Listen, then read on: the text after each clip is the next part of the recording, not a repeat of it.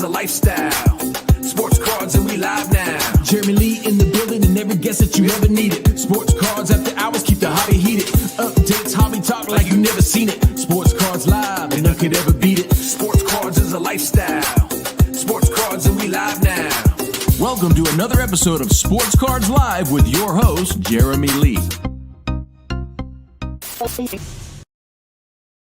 What is up, everybody? Welcome to the July 2025 Fanatics Collect Premier Auction Ending Watch Party. My name is Jeremy Lee. It is July the 24th. Nationals around the corner. Let's bring out Mr.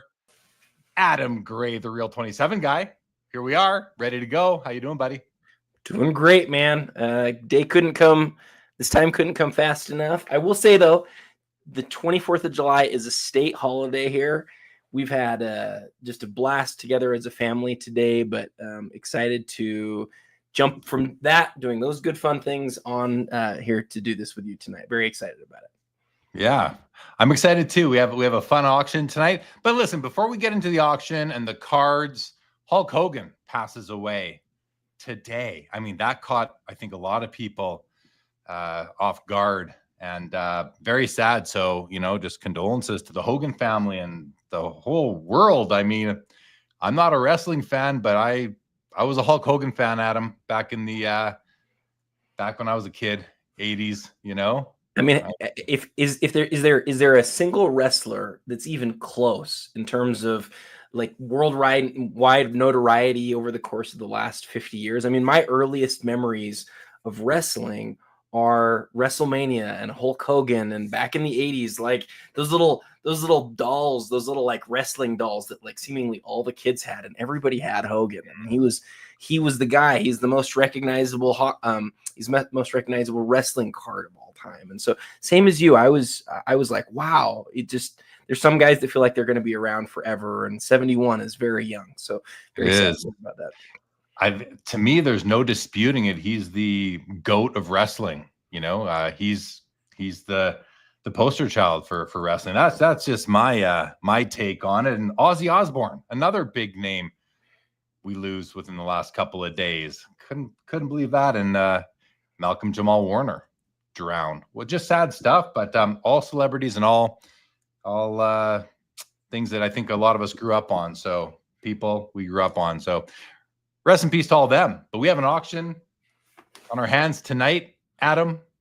We have the National coming next week. So this is big. Fanatics Collect will be set up at the National, taking your consignments, talking to you about their platform.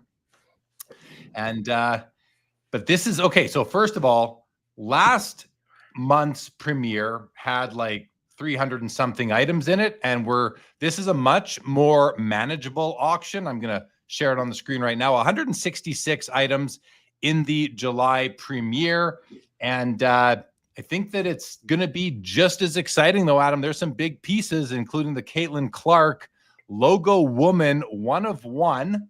And we're jumping in $240,000, which is $288 with the buyer's premium. The same price as a Patrick Mahomes NTRPA out of 10 in a BGS 9.5 holder. It's a pop 4, while the Caitlyn Clark is in that uncirculated condition, still inside the flawless one touch. Now, a couple of things. I only learned by virtue of this auction that there was even such a thing as a Logowoman on WNBA jerseys. So first of all, I think it's really cool that there are Logowomen, to go along and be that kind of parallel to the Logoman. I like the Logoman a bit better. It's got the blue in it. The Logowoman is simply two colors, red and white, but I really like the silhouette. It definitely stands out for me. I love the autograph on here. I also really like the 769 points and counting, the inscription. Personally, I don't usually go for inscriptions, but that's pretty cool. Like 769 and counting. I think it's a beautiful card. I believe it's going to be game worn. Is that correct, Adam? I believe no, it's not. Oh, it's not. Flawless usually is not for NBA, but not WNBA. That's right. Okay, interesting. Okay, so we have this one. We know what it is, 240. Before we go on, why don't you just take a few minutes and talk about the significance of the Caitlyn Clark Logowoman. I don't think it's her only Logowoman one of one. Correct. But talk to us a bit about the significance of this card at this point of her career, where the hobby is at right now. The best way to do that is to think about it in terms of the context of like NBA logo man cards, and especially for the RPAs. So if you go back historically, there was a time where there was only one logo man RPA that was like a parallel of a base card. And it was viewed as like the card of cards, right? And that it's actually the beginning of the Panini era was like that. The Steph Curry, he only has one logo man RPA. Then Caitlyn Clark comes along all these years later, and I don't have to take any time to describe what it's been like over the course of the last couple of years. We all know she's really changed the world of sport in terms of her popularity. She's had an injury-riddled year and a year where people have sort of gotten on her a little bit to say, hey, she's not living up to all the hype. But here's the real thing, Jeremy. People are paying attention to the WNBA for the first time ever, and it's because of her. So in the middle of all of that, you've got this, like in the world of basketball, you've got Flawless, and you've got National Treasures, and you've got Immaculate, and you've got all these big brands that have logo man autograph cards that are like the key best of the best patch auto for players. And as you pointed out, in basketball, it's in Flawless, it's always game used for the NBA. Well, in this case, they didn't make a Flawless product for the WNBA. They didn't make a National Treasures product or an Immaculate product. What they did is they made a product called a Rookie Royalty. Panini did. And that Rookie Royalty product has patch autos that sort of are like that brand. It's like as if Flawless existed or National Treasures existed, but it really came out of this other set. So the question I think that everybody should be asking, maybe not everybody is asking, but everybody should be asking is, as time passes, will we look at this the same way that we look at like a Logoman auto out of a Flawless NBA product?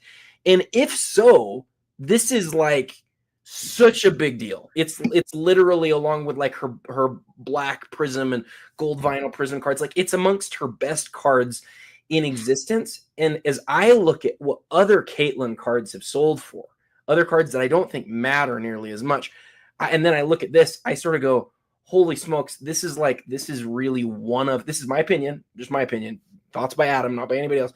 This is one of her best cards in existence. And so, but it's not really a Flawless card. It's a Rookie Royalty card that has, that is Flawless, but it didn't come out of a Flawless product, if that makes sense.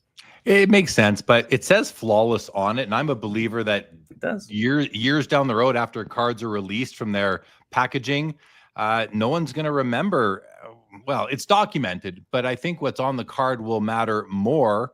And if we look at the back of this card, it says Panini Instant WNBA Basketball.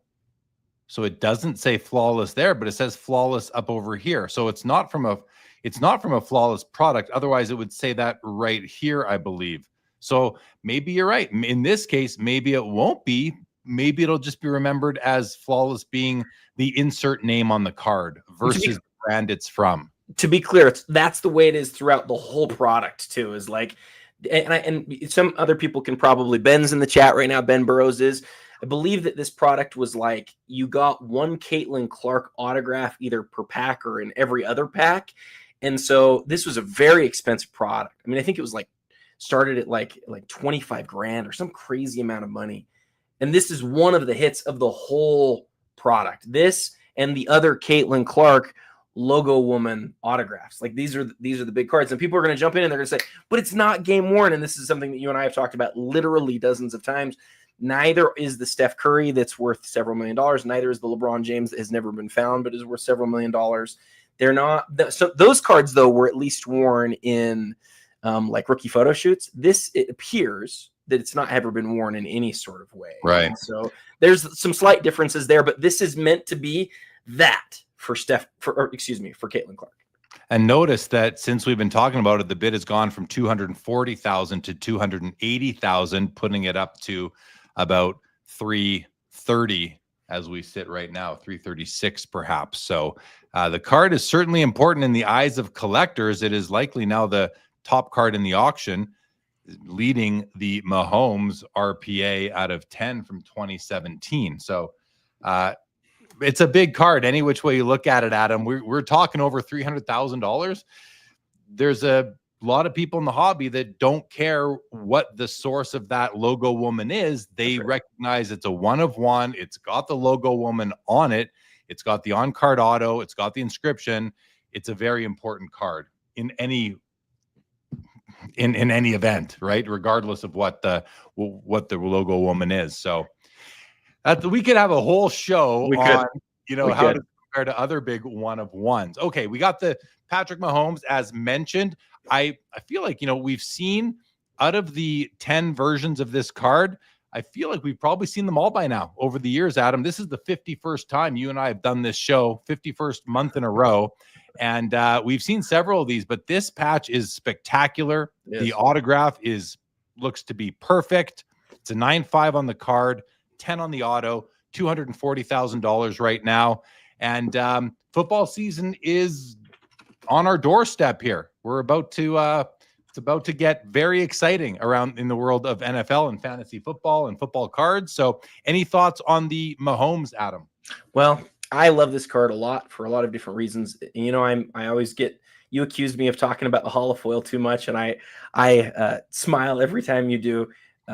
This card, I've seen a lot of the number out of 99.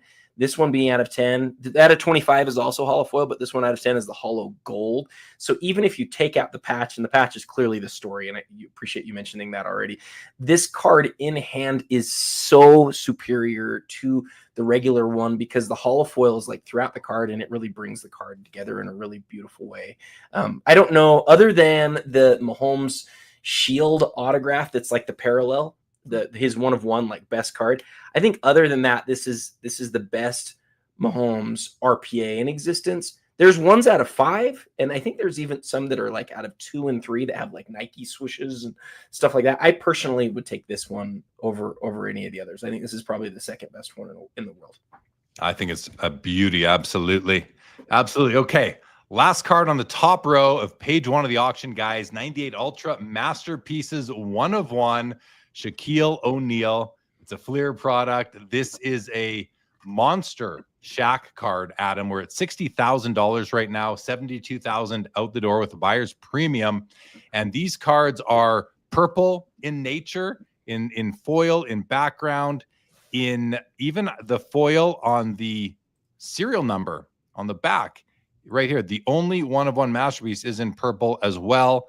Now, these cards, Adam, I feel like there is a small group of collectors who are trying to accumulate as many of these one of one only masterpieces that they possibly can. And this is one of the best ones out there. This is probably a top 5 or 10 across all sports of all one of one masterpieces. It is. So what sort of collection do you expect this to go into? Is this going to a Shaq collector tonight? Is this going into a one of one masterpieces collector tonight?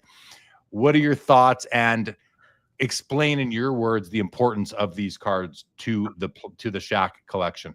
I think that's such a good question, and I don't know the answer. It could go to either, but you're right. There's a few guys that are really interested in acquiring these types of cards. We've seen Nat Turner post several cards from this set on his Instagram.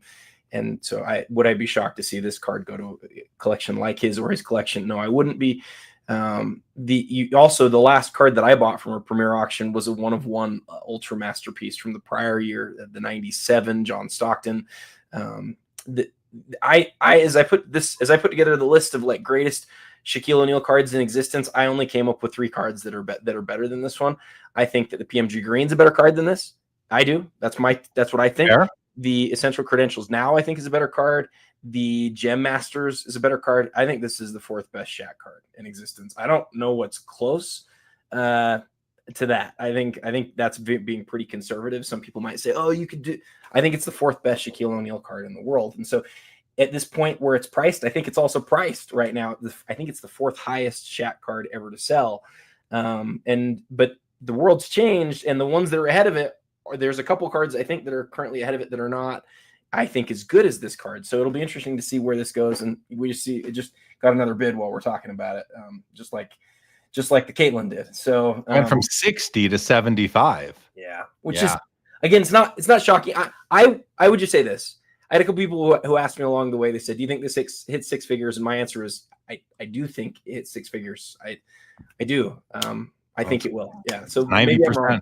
90% of the way there right now at $90,000. Right. By the way, if you're watching on Instagram, if you're watching on my Instagram feed or Adam's Instagram feed, feel free to come on over to YouTube, where it's a much better viewing experience and you can get your comments on the show, and we will get to as many comments as we can as we make our way through the auction. But we're trying to try to get through at least halfway through the first page before we do that. So, Adam, let's continue along here, shall we? Yeah, that took us a long while to get through those first three. We'll go faster, we promise. Those are all worthy. I want to just, let everybody know. I think that these three are very worthy, especially with to me, the Caitlyn Clark is the featured item in the auction. Let's keep on going. Row number 2, another row of absolute bangers. Every card here is over six figures right now. We will start with the 98 Upper Deck game jersey Michael Jordan patch auto, jersey patch auto out of 23. It's a BGS 9.5. The autograph grades out a 10. It's a pop 7, none higher. Adam, we're at $110,000. Again, another card that we are not a stranger to. We're not a stranger to most high-end cards at this point. And, except the real scarce 101s and that, but the autograph is absolutely wonderful. Now, is it pristine perfect? Probably not. But is it a 10 auto? All day long, in my opinion. But as many people know, I'm not a big proponent of autograph grading, but this one is absolutely beautiful. I love the red jersey swatch. 98 Upper Deck game jersey Michael Jordan. Adam, you want to say a few words about it? Yeah, I love that you pointed out the autograph. I think the autograph is the story on this card. So many of them have faded or darkened. I also like that it's 6 out of 23. 6 is important to Jordan. If you're a Jordan fan, you know that he's got his 6 championships. And so it's a significant serial number, a great grade as well. And his very first Bulls jersey autograph. They made 6 different variations that year, so I don't want to mislead anybody. It's not that there's just 23 that year. There are 6 different versions out of 23, but it's widely regarded as one of the best Jordan autograph jersey cards in existence. The card in the middle, 2017 National Treasures, Patrick Mahomes Shield, 1 of 1 on-card auto, BGS 8.5. Now, I have to kind of take a second look at this, Adam, because this is a 1 of 1 Mahomes Shield, but if we just scroll up a little, the out of 10 RPA parallel out of 10 is at 240,000, while the Shield is at 130. Does that seem a little backwards to you? What are your thoughts? Do you know why that is? Because is it a vertical versus horizontal? Is it a not true RPA parallel versus true? Yeah, it's an insert versus a parallel. And this is one of those nuances that non-collectors, not even non-collectors, even collectors look at and they go, that's the weirdest thing. Because the jersey's from the same type of jersey, right? It's like the same, neither of them are game worn. I don't even know I think both of them are rookie photo shoot jerseys. I don't even know that for sure. But yeah, that Shield autograph right there, even though it's from the same product from his rookie year, and even though it's a 1 of 1, like you point out, it's an insert, whereas the one above it is a parallel and is one of the nicest looking parallels. So that's the difference. But I agree, it's a weird thing for sure.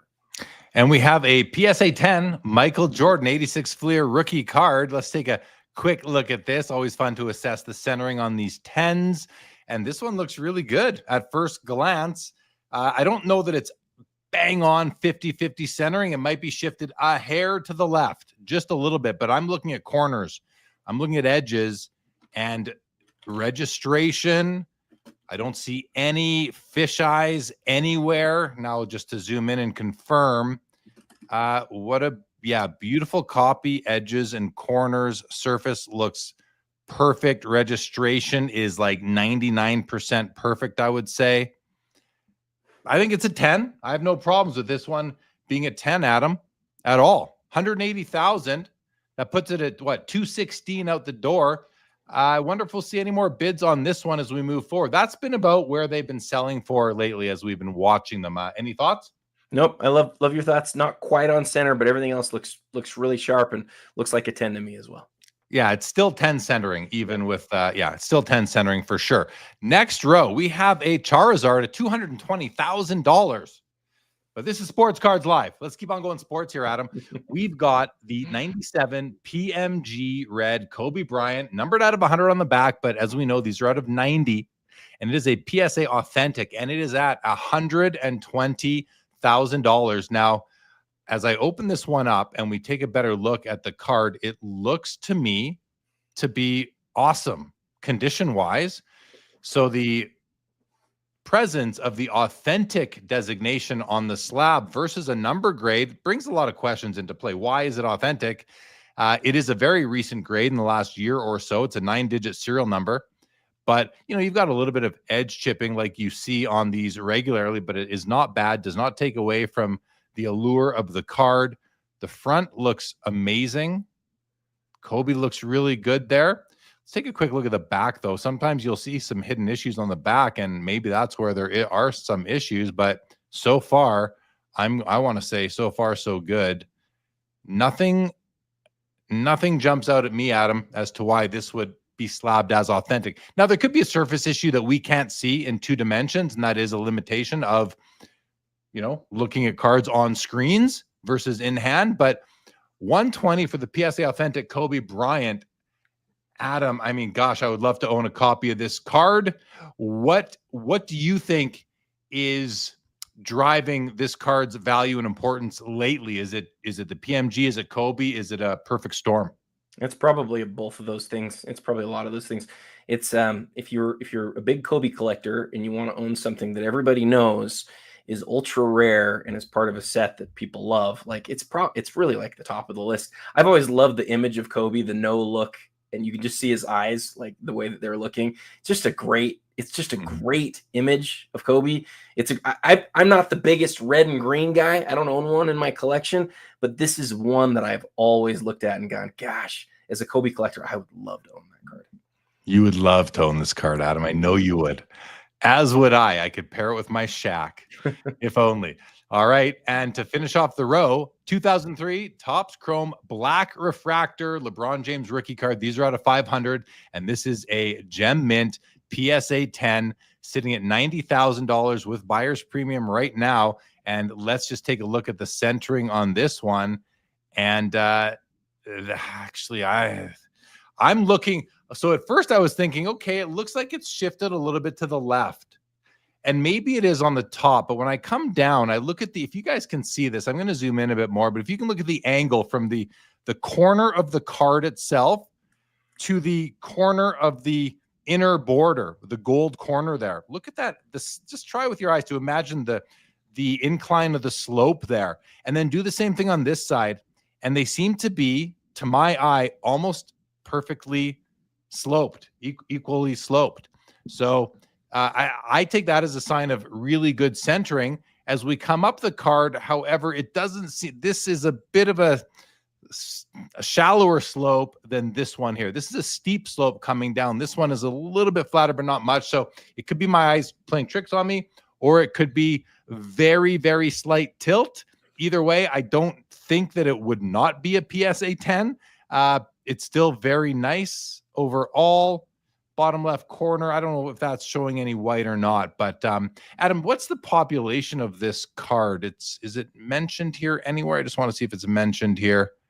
I don't mean to put you under the gun there, but I could look it up real quick for sure. I think it's like 70 or something like that, but I don't know for sure. Let me look it up real fast. Yeah, have a quick peek at that if you don't mind. Great copy in any event. While you're doing that, I'm going to just say hello to some people who have joined us in the chat and with us. I'm just going to start here. Joe Perot, what's going on, buddy? Good to see you. Jay Mollico is with us. Ben Burrows, what's up, Ben? Yannick Nelson, welcome to the show. Hope I got your name right there. Grant Sumida from Fanatics. What's up, Grant? Good to see you in the chat. Thanks for joining. The professor is here. Kinger, what is going on, Kinger? Rugs Capital, welcome to the show. Orlando from A Collector's Dream. Hodges is with us. Laura is here. Appreciate seeing all of you. Tom Newman, welcome to the show. Oh, and by the way, quick reminder, everybody, tomorrow morning, I think by the time you wake up, Brian Dennison from Cajun Cardboard will have released his day after review video of this auction. So do please check it out. And if you heard him mention this show on his earlier live stream tonight, welcome to the show. And thank you, Brian, for sending you over this way. What's up, Found Treasures? Michael Mazziano, welcome to the show. And Robert Allen, welcome to the show. Thank you for joining us for the viewing party. Good to have you. Okay. Adam. Oh, Jeremy M. Welcome to you as well. Adam, did you find the population on the LeBron? Yeah, I looked it up on GemRate actually, just because it's quicker that way. And I found that the card's been graded across all of the major graders 498 times. 21. This is way lower than I thought. 21 PSA gems. So 20, and you know what? 21. 498 times. There's only 500 copies, and so we know there's been several resubs in that number. But we the hobby do understand how that goes. Okay. Great card in any event. Now we're going to move on to the next row. 52 Topps Mickey Mantle. There's a couple of these in the auction, but look at the centering on this copy, you guys. The centering is delicious. I don't know if I've ever called centering delicious on this show, Adam, but I'm happy to debut that here tonight with you in the chat. The centering is wonderful. It looks really good. The problem with this card isn't centering, it isn't edges, it is not corners that I can see, it is surface. There is just the color is light, and you've got all sorts of surface wear throughout here that you can see. And it's obviously easier to see when we zoom in. This is the type A or the type 1, I believe, of the card that has the solid black box around the Yankees logo. This is my preferred type. It does not have the missing pixel in this region up here. Despite the surface wear and the lighter colors, I mean, it brings everything else to the table. Back looks nice and clean. Maybe a little bit of surface wear right over there. I'm not sure what that is, if it's paper loss or just wear. I like the toning, nice and natural. Corners are the slight rounding on the corners is also very natural and appears to be uniform, which is what I love. I love uniform wear on corners. It's a 3.5. This is a really strong copy. It's currently sitting at 75,090 out the door. Great looking card, Adam. What are your thoughts on the way everything is almost perfect about this card? And even the corners to me are perfect. Like, I don't need squared off corners. I love them like this, especially since it can save you tens of thousands of dollars. But what are your thoughts on the way the surface is a little bit worn while the centering is super strong? Yeah, it's a fantastic example of this card. You point out that it's a 3.5, and for the grade, it's a top 15% eye appeal sticker, and that sure seems like that would be the case to me. When you look at it from where I'm looking at it right now, like, that card looks amazing, and I agree with you on the wear on the surface. But, like, what do you want the card to do in a 3.5? I don't think there's really more than you could possibly want it to, and frankly, it presents a lot nicer than some 4s and some 5s do. So, great looking card. Even some 6s and 7s that are really off-centered. It really does. It's also got the exceptional eye appeal ranking from Fanatics Collect, and in this case, yeah, I mean, I'm buying right into that. It's an amazing copy. Mollico is wanting to know, I think, if Cajun Cardboard Brian puts his show on Instagram. I can tell you with certainty that he does not, because he phoned me today asking me how to do it. And I wasn't able to show him at the time. So I told him I'd show him how to do that later, and he can do that in the future for sure. Okay, let's keep on going, Adam. Let's go to the 2024 Prism Gold Jaden Daniels rookie card out of 10, PSA 9, Pop 3, none graded higher at $38,000. You know, one of these young class of NFL rookie quarterbacks that are getting a lot of love lately. There are several of them. It seems to me like the quarterback game is about as strong as it's ever been right now, both going back to the 17 class with Mahomes, through the Josh Allen years, through the T-Law years, into the 2024s with the Strouds and the Daniels and these guys. So it seems like it's very strong. Do you have a similar perception, or am I just imagining this? It is. I think it's a very strong QB group right now. I think the thing that stands out about Daniels is like he had just this incredible success during his rookie season, and go to the Super Bowl and to be able to do all that he did. Our friend Joe Perot just made the comment of the night so far where he says Roth has entered the chat, meaning that, of course, that the black finite variation of this card, the best variation of this card, was sold by Roth's Cards and his friend Sports Card Taxi to the owner of the Commanders at Fanatics Fest for $500,000. What's interesting about that? This is the gold version of that card. It's the same card. And the crazy part, Jeremy, and I was shocked when I looked this up. This is the first time a gold is sold that's been graded. There was a raw one that sold or one that was authenticated, but this is the first time that we've seen a PSA graded or any graded copy of one of the golds sell at auction. I was really surprised about that. So big night for this card for sure. Yeah, it'll be interesting to see what it does. And you have to wonder if the owner of the Commanders is going to buy it to pair up with his 1 of 1. He's doing the rainbow. Maybe. You never know. Doing the rainbow. All right. 2002, LeBron James, sort of an XRC, if you will, from Finest Gold. It's the refractor. This is the numbered 1 out of 25, Adam. I feel like we saw this card sell here for about a year ago, and you really wanted it. That's right. Because it's the 1 of 25.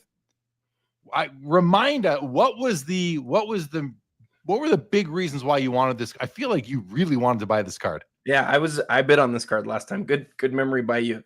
So this card showed up on Blowout Cards in a BGS 8 holder about 6 years ago. And when it showed up, I did everything I could to get that owner to sell it to me. And back in those days, I was offering a lot less money. I think I offered him like 15, 20,000 and stuff like that. And then obviously as the years went by, it turned into what it is today, which is a lot more significant card than that. But the reason that I wanted it as much as I did is, first off, it's his first ultra high-end card. Like you point out, exactly. It's from 2002. In 2002, they inserted into Finest basketball redemption cards. But the crazy thing that they did, Jeremy, they serial numbered the redemption card. So in Finest in 2002, there was a gold refractor redemption, and it had the serial number 1 of 25 on it. Somebody then redeemed it over the course of the next few months before that quick expiration date. And a lot of these cards did not. I shouldn't say most. A lot of them didn't get redeemed. So there's fewer than 25 that exist. This is 1 of 25. He's holding his finger in the air for number 1 because he's the number 1 overall pick.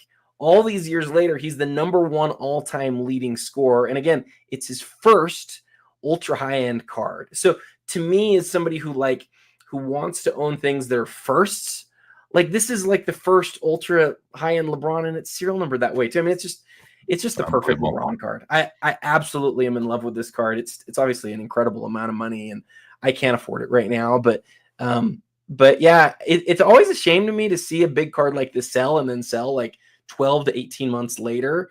But I also get it. Sometimes you're not planning on moving something, and then you have to, and who knows? Things happen in life. Yeah, things happen. That's right. Things happen. I just was having a look at the back of the card because I was thinking if this is like his first card that ever came out in a major set, that could it be more important than the 03 cards? And it was actually it's stamp dated here, manufacture date in 2003, not 02. So the redemption came out in 02. The card didn't come out again until 03, which puts it in the same release year as his 03 rookies, I believe, but it is still labeled as an 02 card.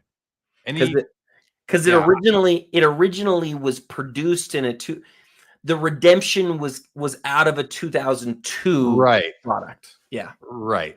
So yeah, I was looking for an edge to this card, and had it been, they had to get the picture to put let me tell you one last super interesting thing about it. Sure. And that is that Dwayne Wade in this same set, his first couple of cards are also not mint. So something happened with like that first sheet of cards where they got like a little bit scuffed up or something, like something's not quite right on it.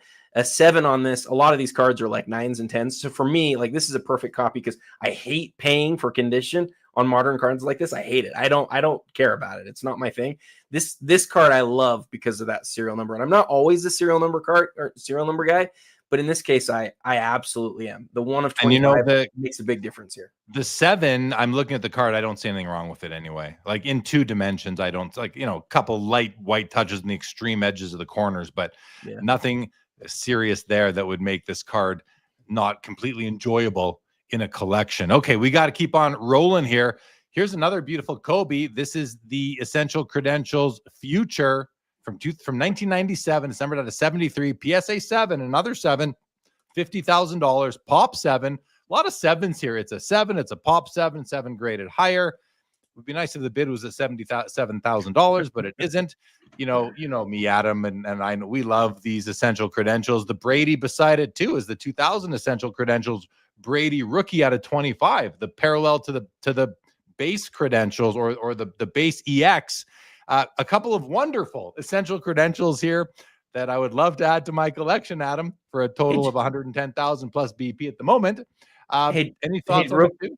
Yeah, real quick. Will you just scroll up to the top of the auction real fast? Just real fast. Oh my gosh. Caitlyn Clark has gone from 240 when we started the show to 280 when we were talking about the card 25 minutes ago. Now it's at $480,000, guys. This card has well surpassed $500,000 out the door, currently sitting at a bid of $576,000 out the door with buyer's premium. 576 US dollars, 1,000. Adam, thank you for bringing that to our attention. I don't normally. Davius is like barfing letters right now. He doesn't know what to say. Jeremy and I have talked a lot about like how we don't accidentally interrupt each other in our 51 episodes of doing this. That time I just had to just say, go to the top. So, yeah, please. Yeah. And interrupt me for news like that. And this is one of the things that makes this show and this auction format so much fun. Like nobody knows what this Caitlyn Clark card is going to sell for tonight. Nobody has any idea because, again, as I outlined at the beginning, like you can make a very strong case that this is her best card in existence. And so it's like, who's willing to pay the most for the best, potentially the best Caitlyn Clark card in the world? We don't know, and we have no idea how much. Is it in the millions? I mean, it's already way more than some people think it should sell for. I have no idea. Jeremy has no idea, and we all get to experience it together, and I just think that's a lot of fun. It's a lot of fun. Davius, hope you're doing okay there. What's up, Jay Bell? Welcome to the show. Tom Newman, Linda's first. Robert Scott is congratulating the consigner of the Caitlyn Clark. Yes, for sure. Okay, let's go back to where we were. Adam, always interrupt me with information like that. In the meantime, my favorite Tom Brady card is this Essential Credentials out of 25. BGS 9, pop 14, none graded higher. The card is numbered on the back out of 25, and it's just such a cool card, Adam. All right, next row, you good? Yeah, I was just going to say the Brady's 1/4 as many of those were made as the championship ticket. 1/4. And it's from his rookie year. Like, that's one of the biggest Brady cards in existence. And it's at its highest grade, too. It's sort of one of the sleepers of the auction, maybe. Right there, 18 out of 25 stamped on the back. Oh, I love these cards, Adam. Oh my gosh, they're so nice. And the grade is a 9, which you're saying is among the best. Lots of scuffs right here, but I have to think these are on the plastic on the case. So definitely something to just buff out that slab. Not too hard to do if you have the right materials. Okay. I'm a huge proponent of cleaning up the slab surface. Do not touch this. Well, I'm not a proponent. I won't tell you what to do, but I do not touch the surface of my cards. But the slab surface, have at it, guys. Have at it. Okay. Next row, Adam. This is a neat row. Look at this. 2 vintage baseball cards. Extremely scarce cards.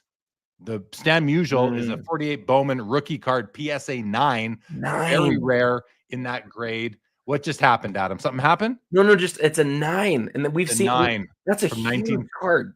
From 1948. We'll have a look at it. We have the 1917 E135 Babe Ruth in a PSA 1 miscut slab at $40,000. And on the far left is another huge Tom Brady card, 2018 Kaboom Gold out of 10 at $80,000. PSA 9 pop 3. 3 10s do exist for 6 out of the 10 total.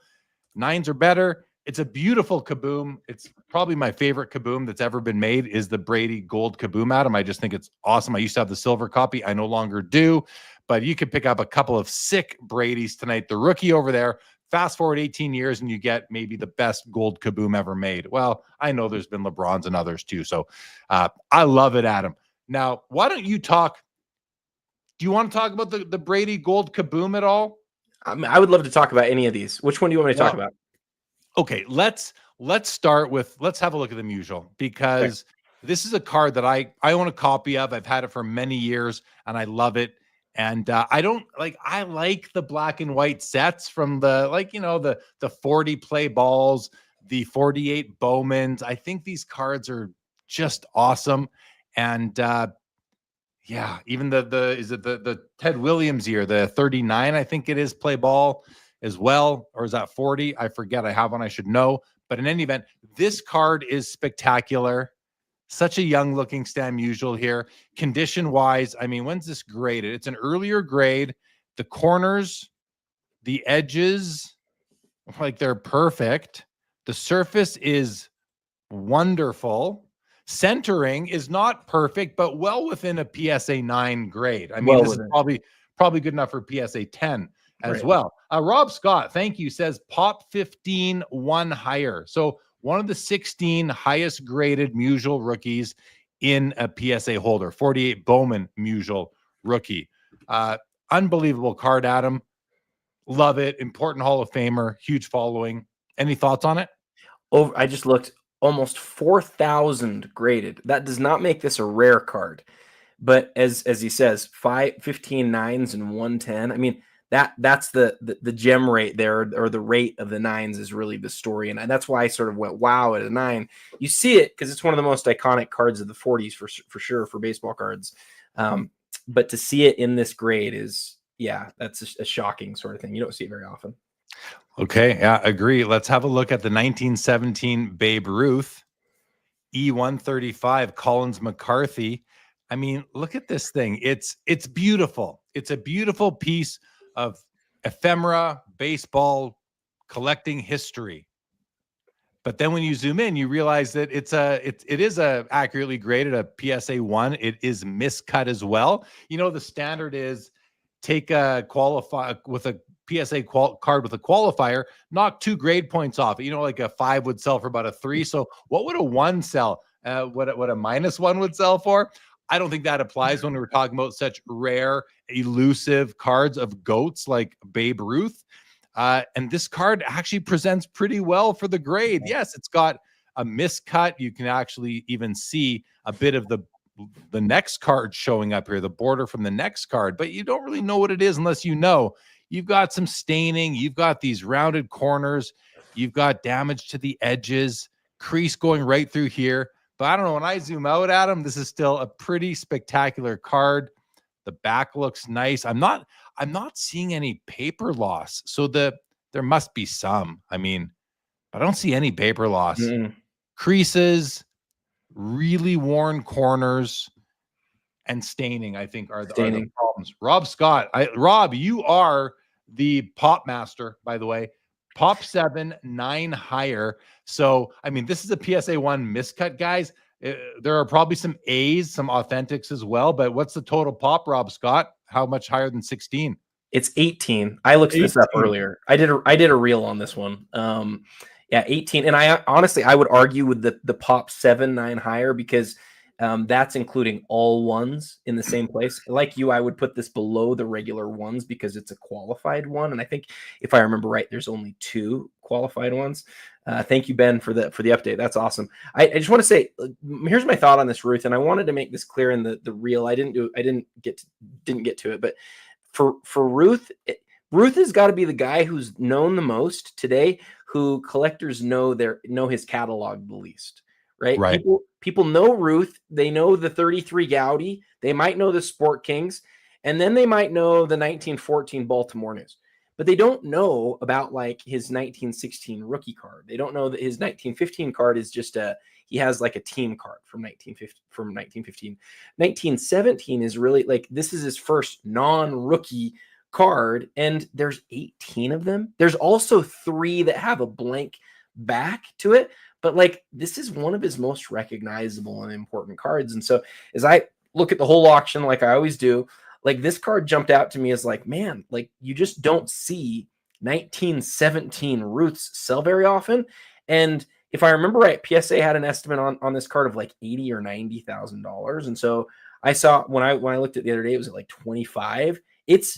To me, this is low. Like the fact that he doesn't have cards from this era of his career, like there's not like a whole bunch of Babe Ruths from 1917. There's just a very small number. Again, 18 plus the 3. There's some other types of cards, but this is the best known card from 1917. This image is, and so there might be other versions or other things that I don't know about. So sorry. What year is the Baltimore News? Is that 1914? 1914. Yeah. 19. And what year are the M101s from? Are those I thought those were 1960s, but those might be 1914. That's the rookie card. That's the rookie card.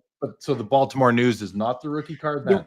Well, he's in the minor leagues. So you might call it a rookie card, but other people would call the 1916 the rookie card. The M101s and the M104s, M101-4s and 5s, the Morehouse, the Gimbal, those are 1916 rookies. The Baltimore News is an XRC, and this would be a second-year Babe Ruth is what I'm trying to get at here, Adam. Second-year Babe Ruth card that most people haven't heard of, and if you have, you heard about it tonight here with us. So, and count me among those, really, besides looking at the auction earlier. So, very cool card.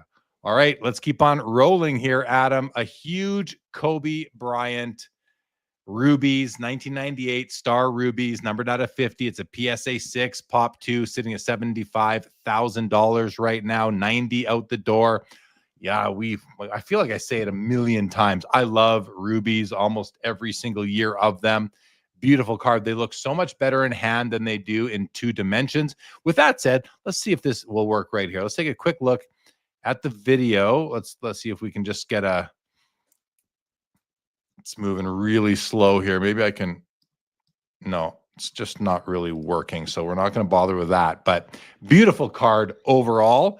It's the 98, Adam. Where does this rank for you as far as rubies go?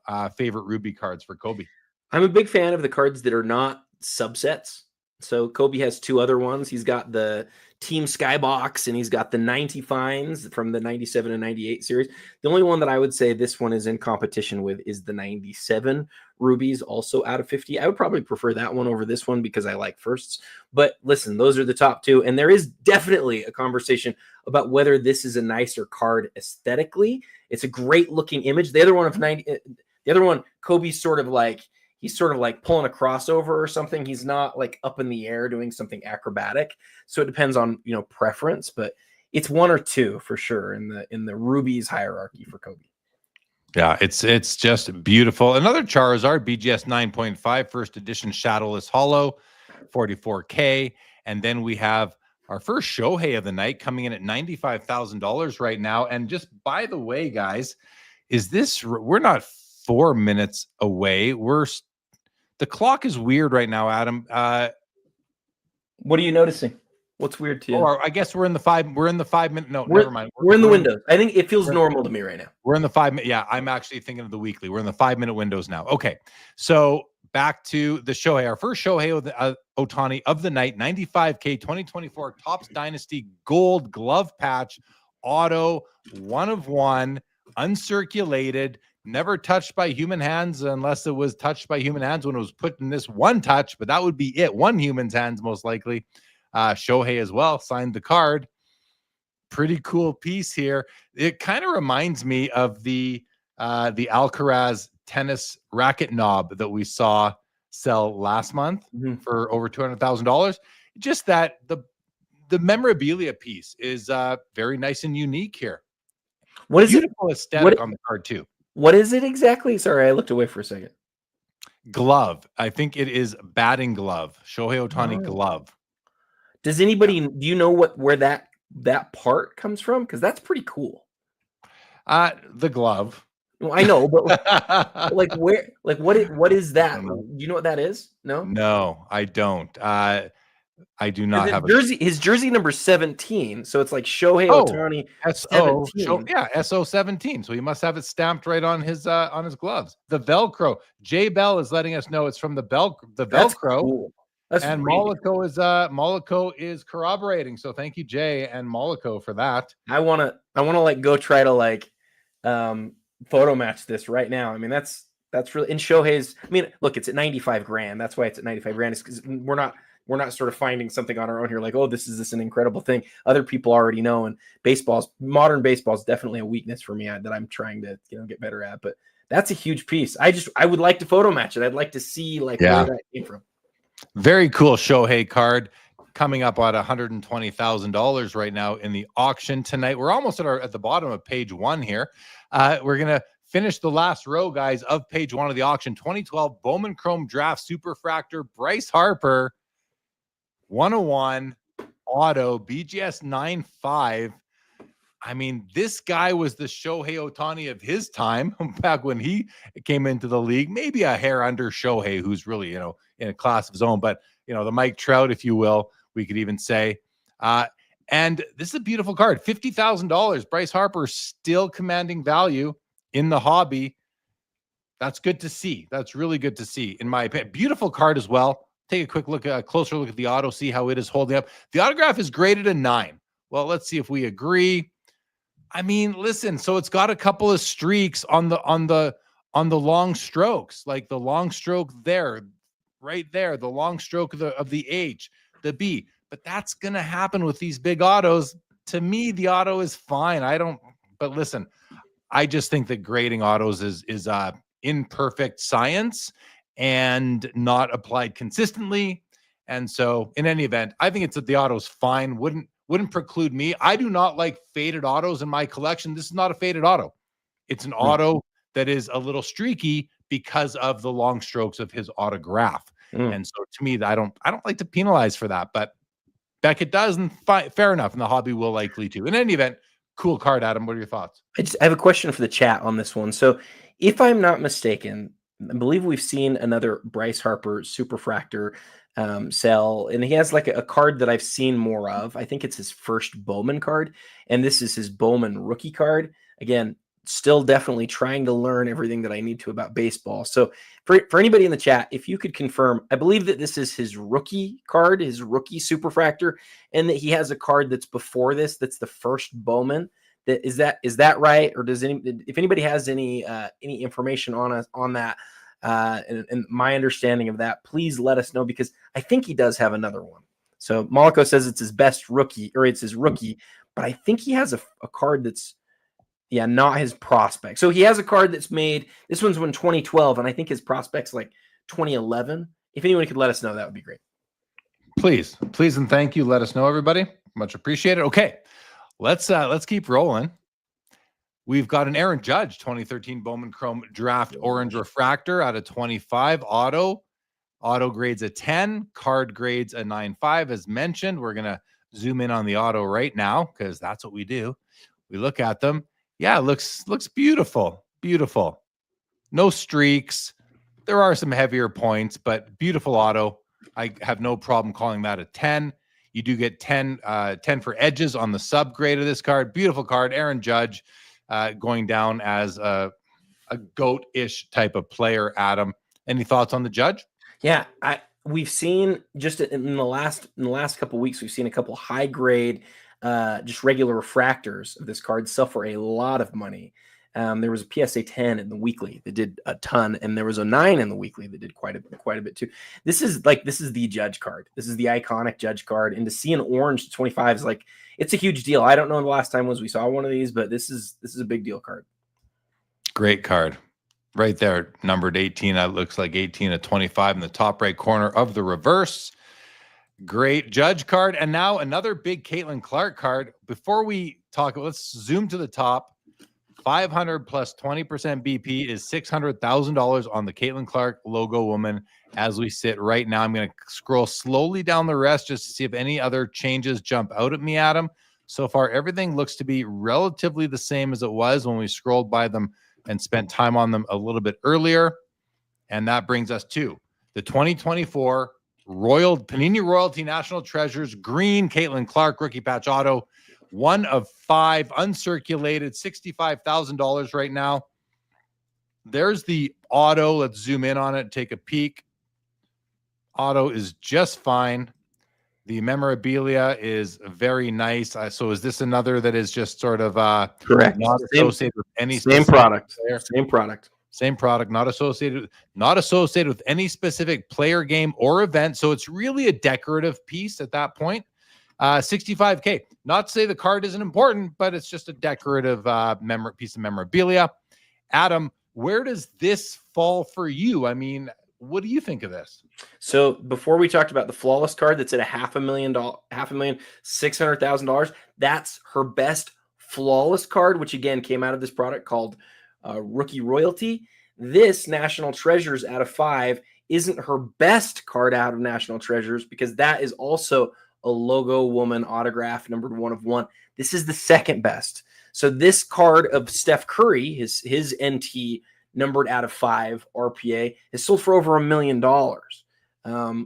That's the biggest one that we can. The Luka has sold for like $1 million or close to $1 million in the past. And so this is what Panini sort of was trying to create, is like Caitlyn's NT RPA out of 5. That's how they want us to think about this, because again, there isn't an NT product. There's this rookie royalty thing. And as you pointed out at the beginning, Jeremy, I think you're right. As the years pass, people won't think so much about the product it came out of. They'll think of what it looks like, and they'll think of this as her NT RPA out of 5. And if she ends up being what a lot of people think, then this will be her second best NT card and will be a huge deal. Very fair. Good stuff. Well, Vintage Hockey Flip says the auto is weak in spots. So I zoom in, and there's some light points on it, but she never picked up the pen. There's no streaks, just a little bit lighter. I would caution the owner, keep this out of the light. Keep this out of sunlight. Keep it out of light, and you'll preserve that auto as it is right now. But thanks, Vintage Hockey Flips, for that comment. Okay, so Adam, that takes us to the bottom of page 1. This is a big auction tonight, guys. As Joe Perot mentioned a little bit earlier, so many crazy cards tonight. He is certainly correct about that. What do you think, Adam? Do you want to move? We're gonna skip ahead to page 2 now for a moment, and we'll sit here. Do you want to do our first this or that of the night, or do you want to get through page 2? You know me well enough. I love your this or that's more than anything. I think we should do it. We're gonna do a this or that, guys. We're gonna start off with and this is, pretend you don't know the prices of the cards right now. Here we go. What would you rather have? A Caitlyn Clark Logowoman 1 of 1 from Sort of Flawless, or a Patrick Mahomes National Treasures Shield 1 of 1? Both have on-card autos. It grades out an 8.5. The Caitlyn Clark does not grade out. Which one of these two cards would you rather have? And just, I wanted to have a bit of, when I created these this or that's, you guys, I had the values saved. So when I did this, the Mahomes was at 90,000 and the Clark was at 180. And I, silly me, thought that maybe the Mahomes would catch up, but they're certainly further away now. Let's go through the comments and see what you guys are all saying. Well, yeah, Linda's first. Yes, this or that. Okay. Kevin Lenane, he is taking the Caitlyn Clark. Hello, Kevin. Alex Yam, 21 turnovers. Mollico is taking Mahomes. Brett S. from Down Under is taking Mahomes. Rob Allen likes the this or that. Nick Leach is taking Mahomes. Nate Flesher is taking Mahomes. So is Davius. Linda's first is taking the Clark Logowoman, but back to Mahomes with Jeff McMahon. Hey, Jeff. Jesse Craig is taking Mahomes. Yes, the first Logowoman I've seen. Found Treasures is taking the Mahomes. Jay Bell is taking the Caitlyn Clark. Michael Alexander is taking Mahomes. Jacob Dahl doesn't want either. Tyson's Corner is taking Mahomes. So is Travis Mater taking Mahomes. The Professor is taking Caitlyn Clark. Robert Short Term is taking Caitlyn Clark.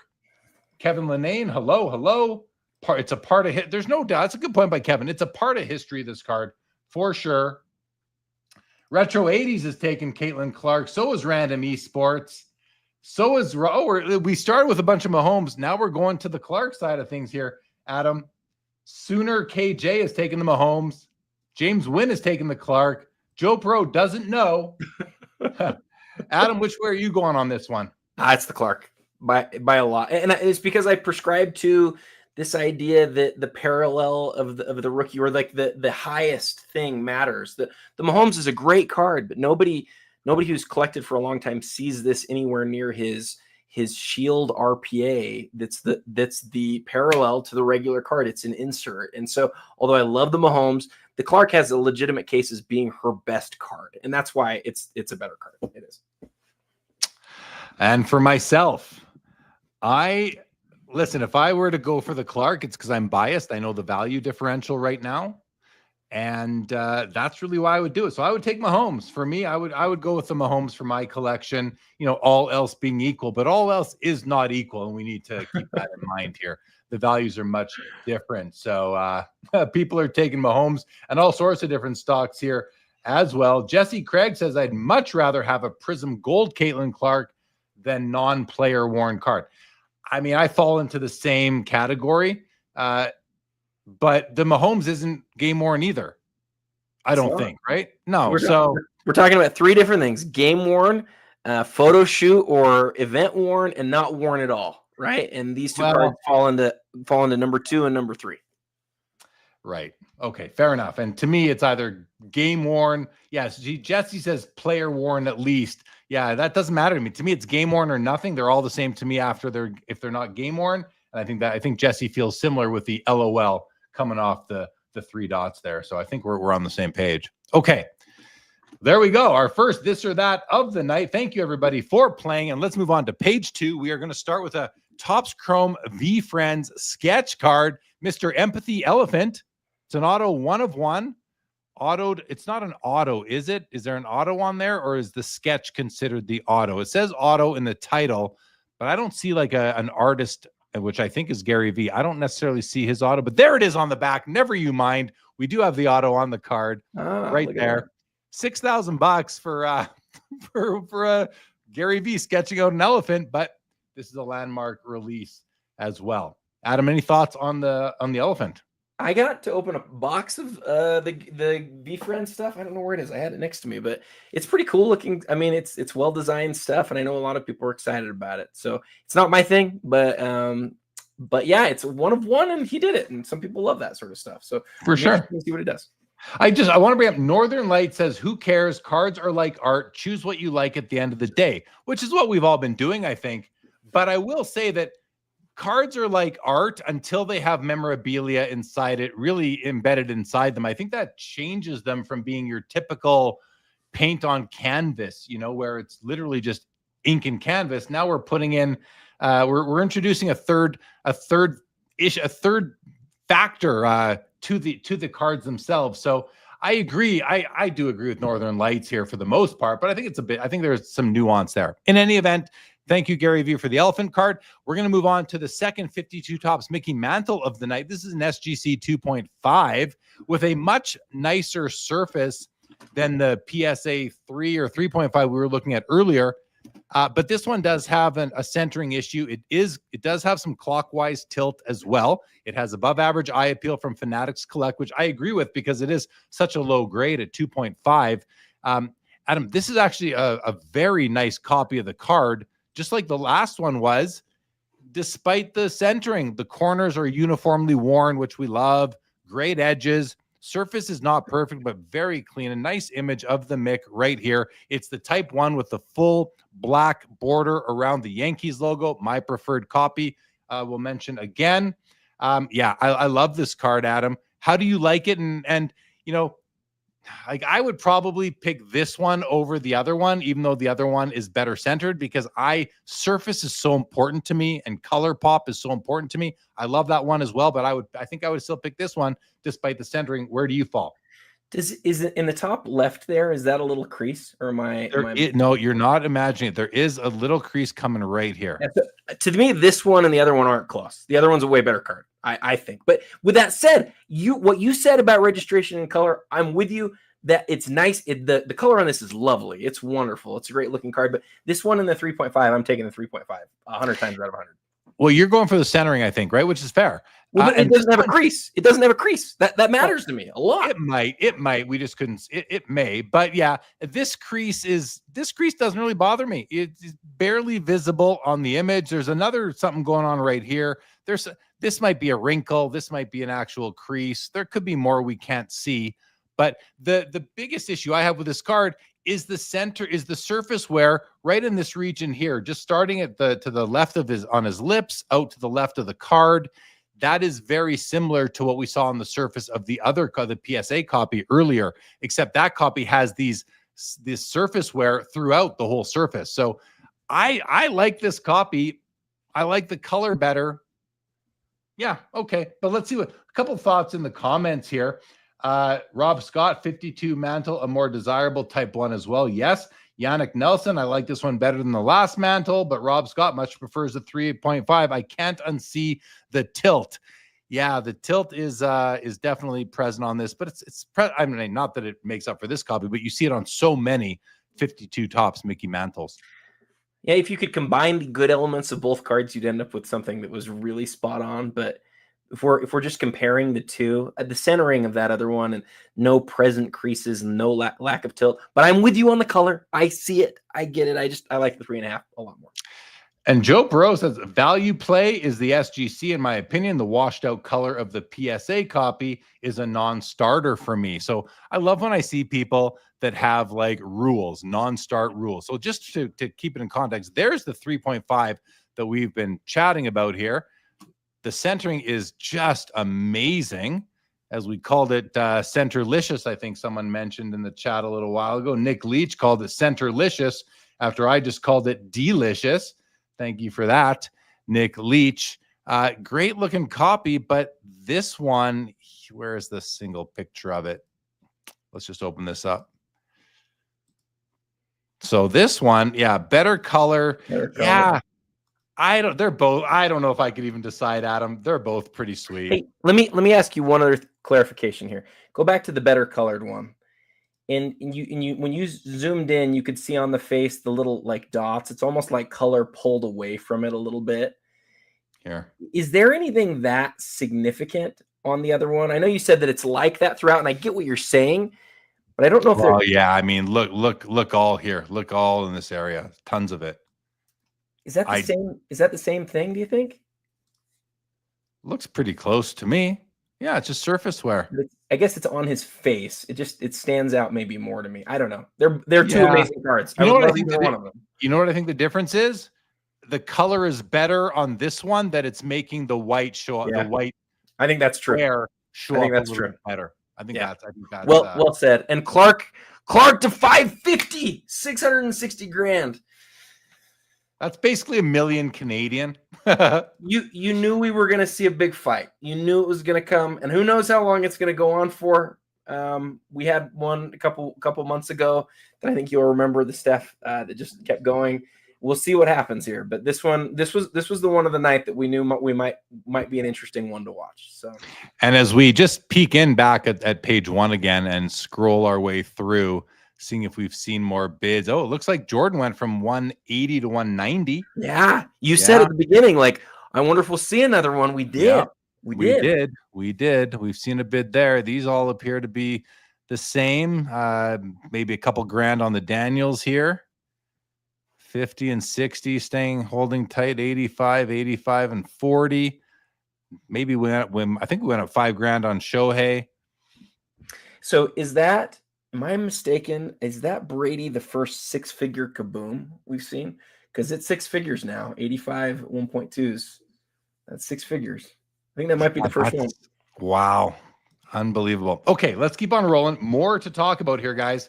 We've got the 03 Exquisite scripted swatch LeBron James rookie year card out of 25, BGS 9, autograph grades out of 10. And let's have a look. This is it's funny because here the autograph has several little missing pieces of ink because there's divots in the patch, but it still gets a 10. So grading. I love this card so much. Sorry, I didn't mean to interrupt. It's okay. I love that you love it. Autograph grading is just kind of silly. But in any event, hey, people pay premium, so they'll keep on doing it. Great looking card, even with such a small little window for any picture of LeBron here. I like the symmetry of the card overall, Adam. It's clean. It's got that nice exquisite motif going on. First year. It actually doesn't fit much in the first year overall design to me, except for the jagged border here, the foil border. In any event, you love it. Tell us why you love it. Can you turn it over real quick? I think it's game used, but I don't want to miss. Hold on. Sorry. Doesn't work. You're good. I can't turn it over with my hand. There we go. I'm going to flip it over with my hand. Here we go. I've tried, but my hand wouldn't go through the screen. So yeah, here we are. Yeah. Worn in an NBA game. Yeah. So this is, I've always felt this way about this particular card. So it's 1/4. There's 1/4 as many of these as there are the RPA. The RPA is not game worn. We always talk about this game worn versus not game worn thing. So you've got two cards. They're both LeBron James. They're both autograph patches. They're both from 03. They're both from 03 Exquisite. They're both, again, autograph patches. The one that there's 1/4 as many that is game used is worth a small percentage of the other one. And so this is what I always talk about when people are like, it's not game used. It's like, so when has it mattered in the past? Like this is when we started having these conversations. I think that the silver autograph on the dark fabric here, I think it's lovely. I think it's wonderful. Some of the autographs don't look nearly as good as this. Some of them have really faded. This one hasn't. It's a 9/10. I love this piece. And then the fact that it's 6 out of 25 is somebody who, like, you look back at LeBron's career, he wasn't 6 when this card was made, but he's been 6 for a good portion of his career. I just think it's a fantastic card. Awesome. It's a nice card. No issue with it from me. Next row. We haven't been doing our favorite card of the row. Maybe we'll start that on page 3. Let's keep on going here. The year 2000 Fleer Showcase Tom Brady rookie auto, numbered out of 2000. It is graded a 9. The autograph is graded and authenticated by Beckett Authentication Services as a 10. And let's take a look at the auto up close. So this is a IP auto basically, and it is, wow, it's beautiful. Like it's pretty much perfect.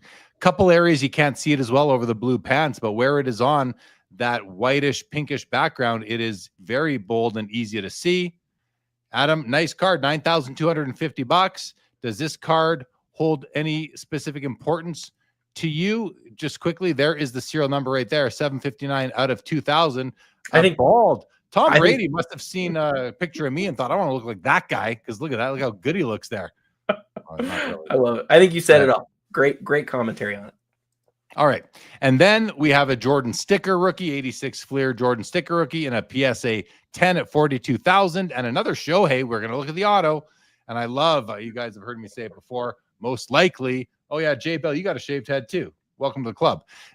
The autographs on these Topps Chrome cards always adhere so well. And that's the case here with the Shohei.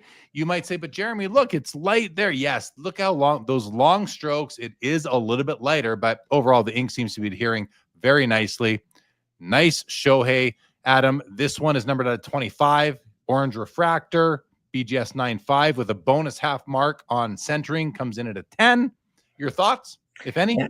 So, yeah, very quickly, the orange Bowman Chrome from the same year of Shohei Ohtani would be selling for what, 6 times as much, 5 times as much? It just never ceases to amaze me how much the difference between Bowman Chrome and Topps Chrome matter in baseball cards. It's the same year, it's the same guy, it's the same autograph, numbered to the same amount, and it's worth just a fraction of it. It's a real lesson in how branding impacts things massively, because it's not just aesthetics. I mean, try explaining that to somebody who's not a collector. It's sort of crazy.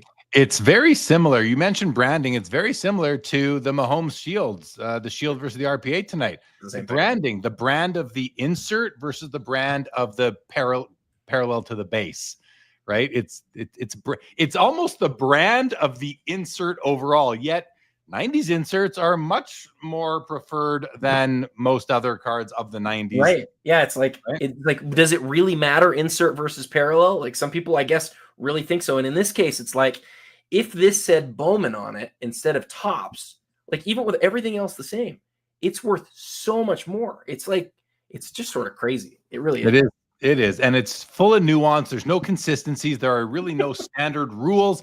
As much as Chris Hoge would like to apply standard rules to all these things, they're just sometimes you cannot make sense of these, of some of this. Okay, let's keep on rolling. Dual auto. Michael Jordan and Dr. Julius Irving, I love MD, 2008 UD Radiance. Oh, and LeBron and Kobe are on the back of this thing as well, guys. Holy moly, $25,500. BGS 9 Pop 3. Let's take a look at got to look at these autos because these are on card. Yep. Wonderful Jordan auto, wonderful Dr. J auto, a little streaky down in the J, but again, I mean, that's not their fault. That's the marker's fault. Not to say that PSA cares whose fault it is or BGS cares whose fault it is. Let's take a look now at the Kobe and the LeBrons. Really nice. Really nice. Isn't Kobe's awesome? Well, yeah, let's come back to one side. The LeBron is perfect. The Kobe is nice and big. I've never seen that Kobe auto. There are a few places where the auto is not perfect, but it's good enough for 99% of this hobby, myself included. 9 on the auto. I just don't think it's fair. I just don't think it's fair. No, like it's not. these are Okay. Anyway, wonderful card here, Adam. Can I go off on this one for a second? Yeah. So we saw one of these sell. I don't know how long ago it was, 6 months ago or whatever, but where the Jordan autograph was sort of incomplete. The beginning of it looked a little weird. And so it sold. And what we do, and this is where we're just ridiculous in this hobby. We don't know how to figure these things out. But like people will take a graph or they'll look at the history of the card and they'll say, oh, I see what this sold for last time. And then they'll compare this to that, right?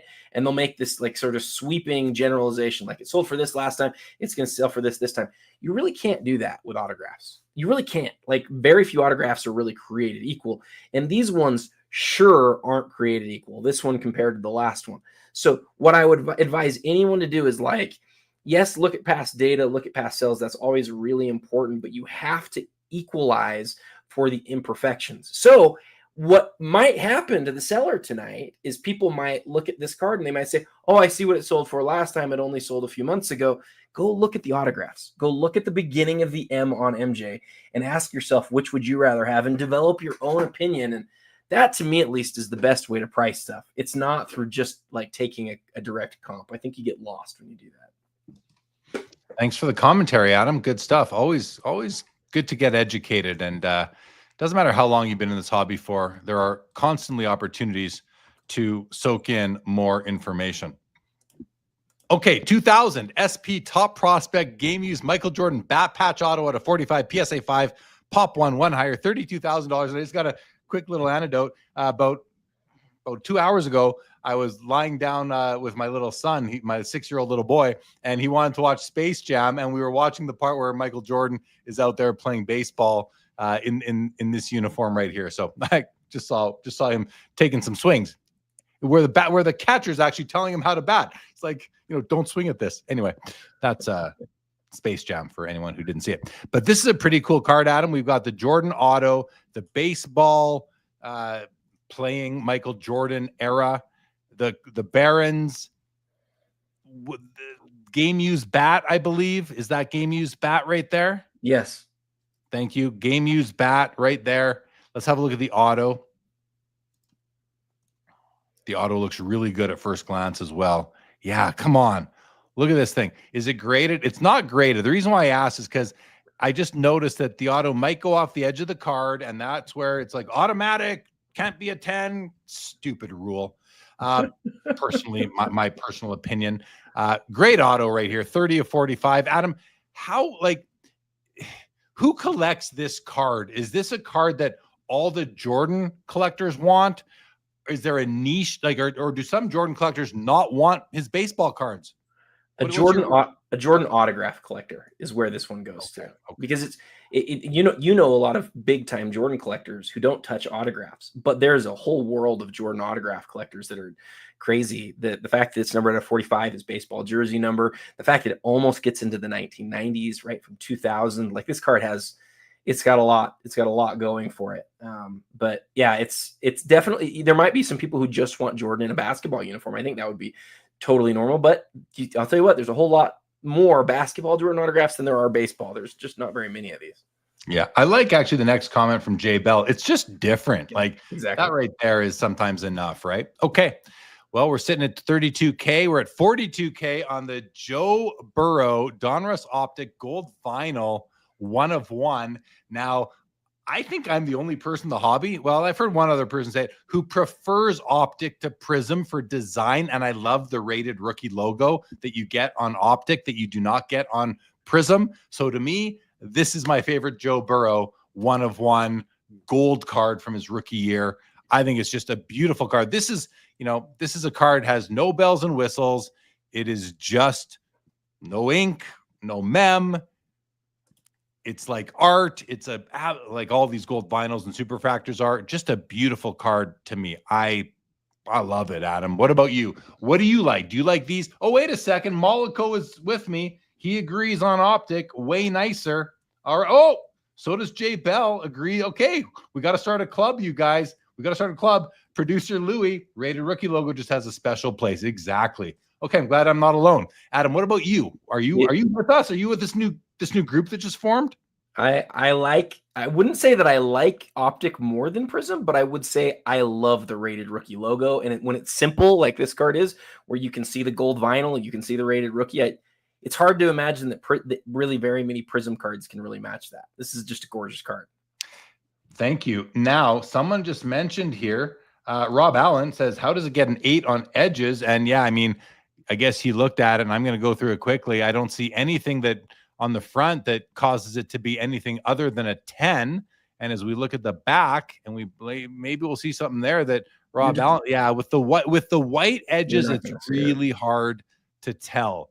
But in these two dimensions, and I think if you were just holding it, in hand, eye appeal wise, you're probably not going to know. This is where technical grade kind of hurts the overall is lower than the overall appeal of the card just to your eye.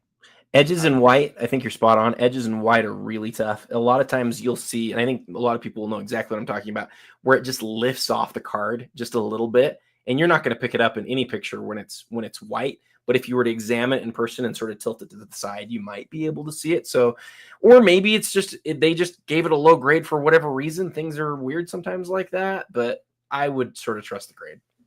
Yeah, I'm sure there's something there. 100%. Yeah. Technically, eye appeal wise, enjoyment of looking at it, it might not be there. I won't say probably because I don't know, but it might not be there. Junk wax packs, this or that. Caitlyn Clark Flawless 101 or the quad basketball auto. Adam, we got to hear your answer. I know what I'm doing. You're taking Caitlyn Clark, aren't you? I am taking the Caitlyn Clark. I mean, I owned a quad. I owned one of these quads like a few months ago, and I love it. It's a great card, but like it's a great card, or maybe the best card of her. That's how I think about it. So yeah, for me, it's not close. Yeah, and for me, I'm taking the quad auto of 4 absolute like goats. Dr. J even, right? And I'm not even an autograph collector, but even I'm taking that over I don't want to call her a prospect, but I don't know. Yeah, okay, you're buying the Caitlyn to be along for the ride with her. You're buying the not a ride I'm going on. It's not a ride I'm going on personally. Yeah, and that's totally great, right? And to be clear, like I owned that quad auto that I had for like 6 years. Like I loved that card. So anyone who buys that tonight, like that's freaking fantastic card. But you asked me which one would I rather have? Yeah. I want your honest answer, even if I might shake my head at it a little bit. But I get it. Listen, I'm not shaking my head at you because I know how you collect and I respect how you collect. It's more just like that's not how I would do it. Nate Flesher says gold vinyls are nice, but give me the black finite all day. Not me, Nate, but hey, we all like what we like. Jay Bell says maybe soft on the edges of the Burrow. Could be. Kevin Linane, looks like we have another Silky Johnson. Whoa. Oh. I don't know what that's about. I'm sorry, Kevin. Yam is doing an event at the National. Kevin, don't tell me you called the Natty. Please don't tell me you call it the Natty. It's a National. Okay, we'll just leave it at that. We don't have to get into that. It's called the player haters ball. The shack towards the top. just got another bid. It's at 80 grand now. Let's go back to page 1 for a moment then. We're at page, okay, hold on. Let's go back to page 1 and check in with some things. I think it's right over here. Okay, so we're at 550 still on Caitlyn. Oh, so Mahomes went from 240 to 260. Shaq got a bid to 80. Yeah. 110, 130, 190. Everything else looks to be very similar to last time, Adam. Okay, let's go back to where we left off now.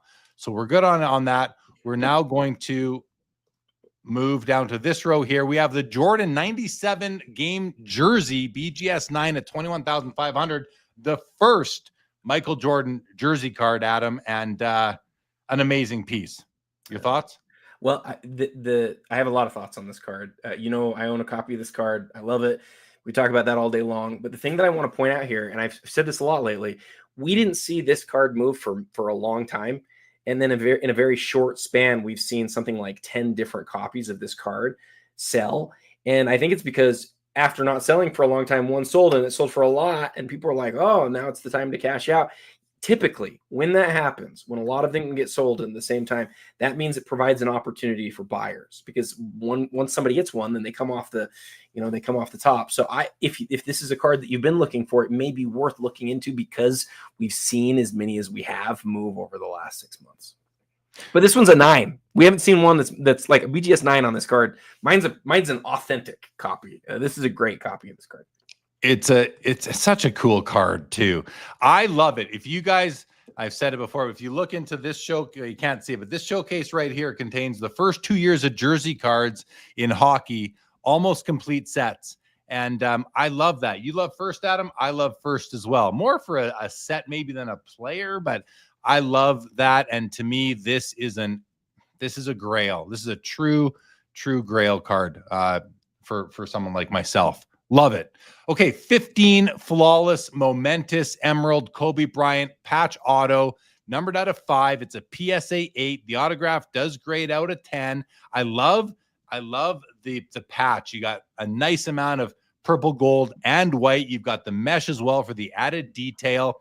The autograph looks great to me. You know, it does get a little bit lighter on the long stroke, but show me an auto that doesn't. You know, Messi's are a lot worse than this Kobe, but it's a nice on-card auto. So I love this card, Adam. I love the full body shot. I love the cleanliness of all the white space. It just makes it look so clean. And then you got a wonderful piece of memorabilia as well. Any thoughts? Last year of Kobe's career, 2015-16. So it just makes it into being a playing days Kobe autograph. And for me, there's a big difference between that and a card that was made after he was done playing. Fair. Very, very fair. All right. We have the Shaq Logoman from 2013 National Treasures, numbered out of 4, BGS 9, pop 1 higher. Ooh, I like that we're getting the jersey color as well. We're getting some of that like darker blue navy almost there behind the Logoman. Autograph looks to be pretty good. It does fade a bit towards the end of the S, but otherwise the autograph is all there. Does the autograph have a grade associated to it? It does. It is grading a 10 on the slab, Adam. Your thoughts on listen, I'm a Shaq collector, but I only have like 5 Shaq cards. That to me makes me a Shaq collector, but I'm not collecting mem Logoman. So this is not a card that I would be going for, but it's still pretty cool. And I like that it's Lakers. What are your thoughts? So Shaq has controversy regarding, we've talked about this before, regarding his autograph. And there's some people who are experts in the space who don't believe, kind of like Messi has this, and some of these other players, Luka, some of these other players, there's a lot of people who don't believe that a lot of the Shaquille O'Neal autographs out there are actually authentic Shaquille O'Neal autographs. If this was universally believed to be a legit Shaq autograph, then this card is like, it's like just absolutely huge. And so, you know, that's what some people are saying. Again, I'm just telling you why it's priced at what it's priced at right now, because if he doesn't have a lot of these, Jeremy, he doesn't have a lot of Logoman autographs. He really doesn't. So even though it's at a 4 and you're like, oh, he's probably got a lot. Like, think about it. When was the last time that you saw one? You don't see him very often. And so it was pack inserted and believed to be, you know, like I said, his autograph, but yeah, there's, does it say anything about him? Yeah, game worn material. Yeah. But does it say anything about an autograph? Okay, yeah. So those are my thoughts on it. Yeah. Okay. Thank you. So you think if there were no questions about the source of this auto, you like, maybe it's not Shaq, maybe it's his wife or his assistant or something like that, that this card would be selling for a lot more. Is that what you're saying? I do. Yeah. Yeah. I believe that. Yeah. I've heard the same thing, probably from doing this show with you and other places in the hobby. Zach, I don't collect logo, man. I don't, Zach. Out of my league, buddy. But hey, you never know what could happen down the road. Okay, 2024 Donruss Optic Downtown Gold Drake May 1 of 1 PSA 10 $38,000. I gotta say, like, I'm not a huge fan of downtowns with all the negative, all the just blanked out space in the background. But when you put it on gold vinyl stock, it kind of fills that in. And this is absolutely beautiful. What do you think? That's a great call out. Like, if you don't love the normal look at it with gold vinyl, and it gives you a different perspective. It's pretty cool. Exactly. The gold vinyl makes the downtown for me in this case. There are some other parallels too. Well, we have a Topps Chrome LeBron James Refractor BGS 10 rookie card at $40,000. I remember a time when his PSA 10 base Topps Chrome rookie was selling for $40,000. Never mind a BGS 10 refractor coming in at $40,000 right now. And we have an SGC 10 Michael Jordan 86 Fleer rookie at $85,000. Now, this is a gem mint card, same grade as the PSA 10 that's at 190, while this is at 85, or was at 190 last time we looked. This is at $85,000. And just to quickly go through it, yeah, edges and corners are basically perfect. Zoom out for centering. Centering looks to me left to right to be the same, if not maybe the same as the other card, as the PSA 10. Top to bottom looks good. Registration, it's worse than the other one. Look what I'm noticing, you guys. Look at this yellow hairline. It's almost a bit of yellow fringe kind of thing coming out past the black border. That to me that's a registration issue. That was not intended. You see it also down along the bottom. It's thinner, but you can see it all the way along the bottom border here as well. So is that enough to justify a $100,000 difference? I don't know, maybe not, but that's what it is today. It's also the holder that it is in. All right, Adam, 85K on that. Thoughts, if any? Love your comments on the registration. Dissecting that is something that I think a lot of people don't know how to do. Every time you notice something like that, I'm learning from you. So good call out. Thank you. Thank you. Okay, let's go to this Dan Marino card in the middle is one of my favorite cards in the auction because I love 98 Essential Credentials. This is the now, and this is the lower numbered version versus the future. Only 8 copies made. This is numbered 8 of 8. It's a pop 1, 2 graded higher in a PSA 7 holder. This is a card that the condition is kind of secondary. You buy this card when you see it. This is the kind of card that if it comes for sale and you want it or you need it, you have to make a play. And I bet something is going on with that right now, especially since it's the bookend copy, the 8 of 8. I have would this not fit perfectly into like Spinatron's collection, right? Yeah, it absolutely would. Yeah. So amazing card. I love it, Adam. It's among my favorites in the auction. How about you? Well, I will tell you, this card is one that definitely caught my eye right off as soon as I saw it, because it's obviously from the year of credentials that's the most sought after.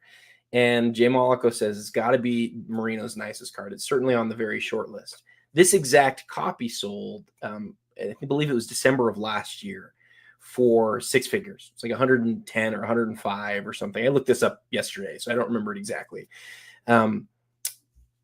It's sort of a lesson right now, at least, that if you buy something that's maybe one of a player's best things and then seek to turn it around relatively quickly, like within a year, sometimes you don't get back the same thing. This is sitting incredibly low right now, like very low, numbered to less than 10. These cards have been way higher than this. And so I think whoever's selling this right now, if it's assuming it's the same guy who bought it for 105 7 or 8 months ago, I think they're probably pretty nervous right now. So we'll see what happens. But for me, this is probably the steal of the auction right now. Yeah, it's awesome. Here's Michael H says, "Hey, I'd take the 84 Topps rookie, but whatever." I mean, that's fair. That is an iconic card. This is not an iconic card. It's a very rare parallel of an insert of a, and it has a ton of equity. The essential credentials, Skybox EX 2001, tons of brand equity. So I hear you, Michael H., but it's just two different like approaches or interests, I would say, and no one is better than the other for sure. I wish there were more. Well, that's the thing. There aren't, right? There are. It's like Mollico says, there's 8 million tops, only 8 of these. Exactly, Mollico. Exactly. Another beautiful Kobe here, Adam, from 2015 Flawless dual patch auto, BGS 9. No grade on the auto, which does not ever offend me. This auto does have some issues, though. This auto does have some issues. It just, look at this, Adam. Very interesting. If you really zoom in, it just looks like the pen was bubbling a bit on the surface. It's like all the strokes and lines are still there. It almost looks like it was signed on top of a patch or material, but it's still there. Still a nice card. 2 great 3-color patches with, you got stitching, you got mesh, all sorts of things going on. Almost, you got the full body down to the knees, 25 copies. I like the card, Adam. How about you? Yeah, I love it. The thing that I would say that maybe it will be missed by some people is that Flawless, if you look at Flawless's history, going back to 2012, maybe the biggest card of the year as far as memorabilia autographs go is always the dual patch autograph. They're like the very like iconic cards from early Flawless. So this isn't the first year of Flawless. This is the 4th year of Flawless. This is the 4th different design of the dual autographs. But in a lot of ways, this is like the premium Kobe Flawless card. It's the regular version out of 25, so you don't have to sort of say, oh, it's the green or it's the red or whatever, and then getting there, not funny. Funny, beat you to it. It's the only one. It's the only one of all of the different variations that has a jersey numbered variation. So it's the iconic Kobe insert from Flawless, and it's the right jersey number and the only one that had that. And it's the last playing days of Flawless too. Yeah, so it's an awesome card. Awesome card for sure. All right. Oh, and a LeBron rookie year ultimate gold auto out of 23, 9.5 on the card, 10 on the auto. Let's see how that auto is held up for 22 years. Oh, wow. It's great. Well, maybe not as great as I thought. It's been cooked a little bit. You can see the ink is getting darker. It's fading in places. Same thing on the hand serial number, but it's all still there. It's still an auto, but there are nicer copies. There are nicer copies of that where this one has seen some sunlight. Would be my guess. 70K in any event, still. Hey, real quick on the Merino. I just looked it up again. 108,000 last October. So it's a little bit longer ago than I thought. I thought it was December, but we're talking about in 9 months, somebody's selling that card again. And again, if you're going to buy maybe the best card of a player in existence, a hold time of 9 months, I would say is probably not advisable. I'd probably hold that card longer than that if possible, because otherwise you sometimes take a loss. But this guy right now, whoever's selling this, is at a major loss. 108,000 is what it sold for last time. Wow. Like, this is a case study in what you just said. Flipping cards like this is, you got to give it more than 7, 8, 9 months. You have to give it more than that. Yeah. Ouch. He's right, Mollico. Yes, it is insane for sure. But the auction is not over. We will see what happens. Who knows? That's true. We'll see. It's still, Jeremy, it's still one of his best cards in existence. Like, it's still all the things that it was 9 months ago. So it could. Yeah. We'll see what happens. Another 86 Flair MJ. This is a Beckett 9.5. I mean, this is gem mint, just like the $85,000 SGC and the $190,000 PSA copy. This is a gem mint Beckett 9.5 for a fraction of the price. So this could be the value buy of the night. Let's just have a look from a distance. Centering might be the best of the three. This is the best side to side. This might be the best centering of the three that I've seen. I don't think it's perfect. It's slightly to the left, but judge for yourself, everybody. Top edge and corners. My gosh, okay.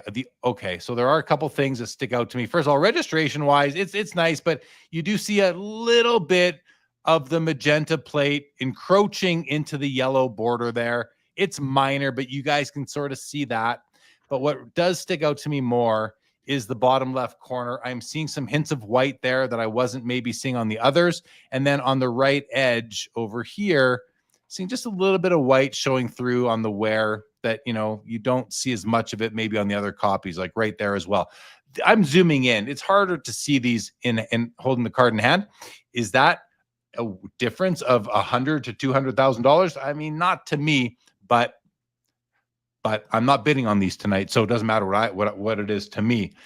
Great card for $30K, relatively speaking, I would still think. Adam, any quick thoughts? No, you covered it. Great thoughts. Next two cards, NT, Shea Gilgeous-Alexander, RPA, numbered out of 99. The true BGS 9, 0.5 away from becoming a 9.5 on the subs. If centering or edges were to get a 9.5, this would have been a 9.5 all day long. And the auto is really good. Nothing wrong with that auto. Nice patch, all sorts of breaks, stitching, 2 colors.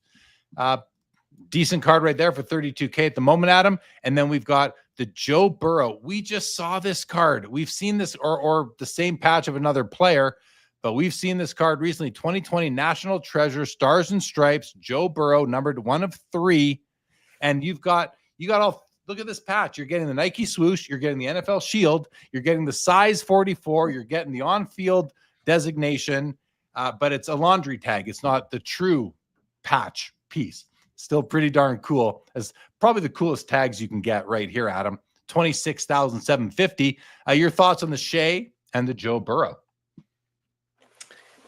Sorry, I lost you just for a sec. You paused there for a sec. The Shea, I think, is what you were asking about. The Shea, he just won a championship. He just got a huge contract. OKC's set up for the next 10 years. The question isn't, how many, it's how many championships he's going to win. And then, of course, what does that matter for his most iconic RPA? Thank you for that. Apologies if I was timing out there for a moment. Let's go. Jordan says, I'm saving up for when Jay Lee flips his Joe Jackson after 9 months. Maybe 9 years. Let's go, Jordan. But hey, you want to make me an offer I can't refuse. I mean, I would consider. Talent Sports Cards enters the chat. What's up, Brian? Good to see you. I do not move that fast. Come on, Michael H. You guys got to know me better than that by now. I do not move close. Oh, yeah, you were kidding, of course. I know you are. I thought you were, I should say. Okay, Adam, we've got the Kobe Bryant silhouette from 2015 Panini Preferred out of 25.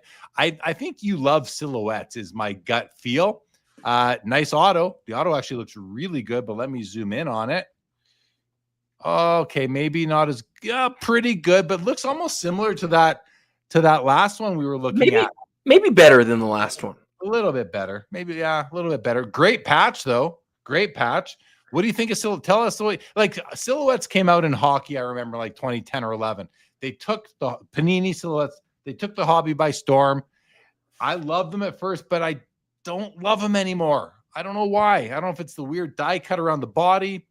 But one other issue I have with this card is, look at the gap between the edge of the patch and the patch window. I believe there's like I don't think there's any patch in there. I think that's cardboard between there. Yeah, I think you're right. That's a problem for me. When the patch does not completely cover the patch window, if there's any underlying cardboard from the lower layer that shows through because there's no patch to cover it, that's a problem for me in my patch collecting endeavors, Adam. But over to you. Yeah, I think a lot of people feel like you did. That's a good call out there. So the thing that I love about the silhouettes is that you've got this trademark where the player sits on top of the jersey. And there's usually a jersey version. This was like the non-prime version where it's like a straight normal piece of jersey. The player sits on top of that. It's really kind of funny when they do it on top of a patch because you want to see all of the colors of the patch. You want to see what's behind there. But at the same time, it's such a unique design. It is what the silhouette is. I've always really liked it. I do. I like it. I think it's certainly one of the autograph patch sets of the Panini era, if not the autograph patch set of the Panini era. Yeah, I think because it was their innovation, right? So their innovation. That makes sense. Dual auto, Michael Jordan, LeBron James out of 25 from 2005 trilogy. third year LeBron, $21,500. BGS 10 on the card, 10 on the autos as well. Now, these are like acrylic cards. They are very tough to keep in good condition because those surfaces are so prone to scratching. And this surface gets a 9.5, which is very strong. Auto-wise, the Jordan Auto looks good. It's a little bit lighter here. That's a surface issue, I think, versus anything else, like just the way that the marker adhered to the surface there. LeBron kept his auto in the auto zone, and it's really nice. I mean, this doesn't bother me personally. I don't think this should grade a 10, but it's just kind of weird that it did. But in any event, it's a 10-10 on the slab, and a lot of people don't look past the slab grades. I do. Adam does. Many people do. In any event, I think it's a nice card. What about you? Yeah, I think you hit it all. This year trilogy is, I don't think it's I think it's more of like a clear plastic. I think, and I don't think it's like UD glass was, where it was like glass. I think it's a plastic, but I could be wrong. Thank you. Oh, Michael H clarifies, you bring up good points in a short period of time versus moving fast through owning cards. If that's what you meant, Michael H, that makes more sense to me. And thank you for making it make more sense to me for sure. Joe Zavaro says, need a Jeremy and Adam dual auto in my collection. Too funny. We're gonna be at National next week, Joe. Let's make that happen, man. I'm sorry that the 25 and 25 book won't be out in time. That would have been cool. Too funny. Thank you for the vote of confidence there, Joe Zavaro. Appreciate that very much. Okay, let's keep on rolling. We've got that's the end of page 2. Adam, This or that. Do it. We are going to, before we do it, we're going to just go to page 3 and we're going to hover. And we're going to go to page 1 and see what's going on over here. 550 still, 290 now on the Mahomes, 85 on Shaq. Okay, we'll hover here. And we will go to, Jay Bell, we're still at 550. Where'd we go? 550 still on the Caitlyn Clark. Now we're going to go to this or that. What's up, Thorson? Good to see you. All right. This or that, number 2. Boom. We've got the gold Kaboom Tom Brady out of 10, sitting at over $100,000 right now. And we've got the Essential Credentials rookie Tom Brady out of 25. One card is from 2000 and one is from 2018. So there's an 18-year gap between these two cards. One of them is his first Essential Credentials. The other is his first Kaboom Gold. One's out of 10, the Kaboom Gold. One's out of 25. I mean, there's a lot to weigh here. They're both graded 9s. When I do the, excuse me, I don't, especially with like modern cards, I don't really consider the slab they're in when I'm deciding which one I would rather have, my this or that. Adam, you look like you're thinking about this. I don't know. So I'm going to give you a moment to deliberate, and we'll go to the chat unless you have anything you'd like to mention first. I just love that Texas Rangers rookie just said Brady. That's just a great way to do it. Just say Brady. Brady, can't lose. He's taking the, you're going for the credentials or the goal. You can say Kaboom or credentials or EX. I'll try to figure out what you're meaning, but can I guess what you're going to say, and then you can guess what I'm going to say? You can, but go ahead and guess. This is a great one. You did great. I think you're going to say the credentials. Yeah. As I was explaining the virtues of both cards, the only thing, now listen, the Kaboom is beautiful. It really is. The gold is gorgeous, but I love credentials as much, if not more. So then it comes down to 25 versus 10. That's not a big enough reason for me to go to the 10. 18 years earlier, rookie card. To me, the Brady. To me, it's the credentials. You're right. For me, you're right. But for you, I'm going to guess the Kaboom. I just sat here and about had an aneurysm trying to figure out what I wanted to pick, but I am going to go with the Kaboom. And the reason is that the rookie is probably his 4th best base rookie. When I think about it, I think contenders, I think Bowman Chrome Refractor, I guess that's different, but most recognizable. And then SP Authentic and then EX. But this is the Kaboom Brady card. This is, and I said it earlier this week, I think this is the biggest Panini era insert football card, certainly. And so I'm gonna go with the Kaboom. I feel weird saying it, but I'm gonna go with the Kaboom. No, do it. Go with what you want to go with. All right, let's see. Linda's first. Yes, this or that. That's what he waits for. Joe Pro, the non-kaboom, LOL. Yeah. Zach says the kaboom. Linda's First says the rookie. The kaboom for Mollico, the rookie for Yannick Nelson, the rookie for Nick Leach, the kaboom for Not Funny, Texas Rangers taking Brady, the credentials for Let's Go Jordan, the credentials for Vintage Card Collector, the kaboom for Zach Swisher. Let's Go Jordan. Is there anything to consider? The kaboom for the professor, the kaboom for Iowa Dave. Guys, check out Iowa Dave's podcast. It's my favorite podcast. Ben Burrow says, I would normally say the credentials, but I'm not a huge fan of the pose, so I'd probably take the kaboom. Ben Burrows makes a good point here. Something I do not like about the credentials. You're going to talk about the tail. Don't talk about the tail, guys. Look at the blue tail coming right out of his behind. Like, to me, it looks like he has a tail in this card. That's the design of all of them. Kind of wish they would have just kept the blue squiggly coming through and not had those tails there, but they do. Anyway, it's not enough to keep me from wanting it. Rob Scott says credentials, the rookie. Peeps is taking the rookie. So is Kinger. Dan Brown's taking the kaboom. Laura's taking Kurt Warner. Jacob Dahl is taking a Brady. So is Michael H. is taking a Brady. Jake Dahl says the Brady is so cool. So everyone's just whichever. Kaboom for Junk Wax Packs. Credentials for Travis Mater. You've got a lot. You got to go faster. There's a whole bunch more of these. Oh my gosh. Okay. Oh, okay. Yeah, I'm not gonna read them all anymore, guys. I'm just gonna scroll down to the bottom. Kaboom for Ali. Sweatpant Brady is a trademark rookie status. Right on. Thank you everybody for playing. Lots of engagement on that one. That was a fun one, Adam. Yeah, I'm taking the credentials, but that kaboom is beautiful, and I'm glad between both of us, we have both of them.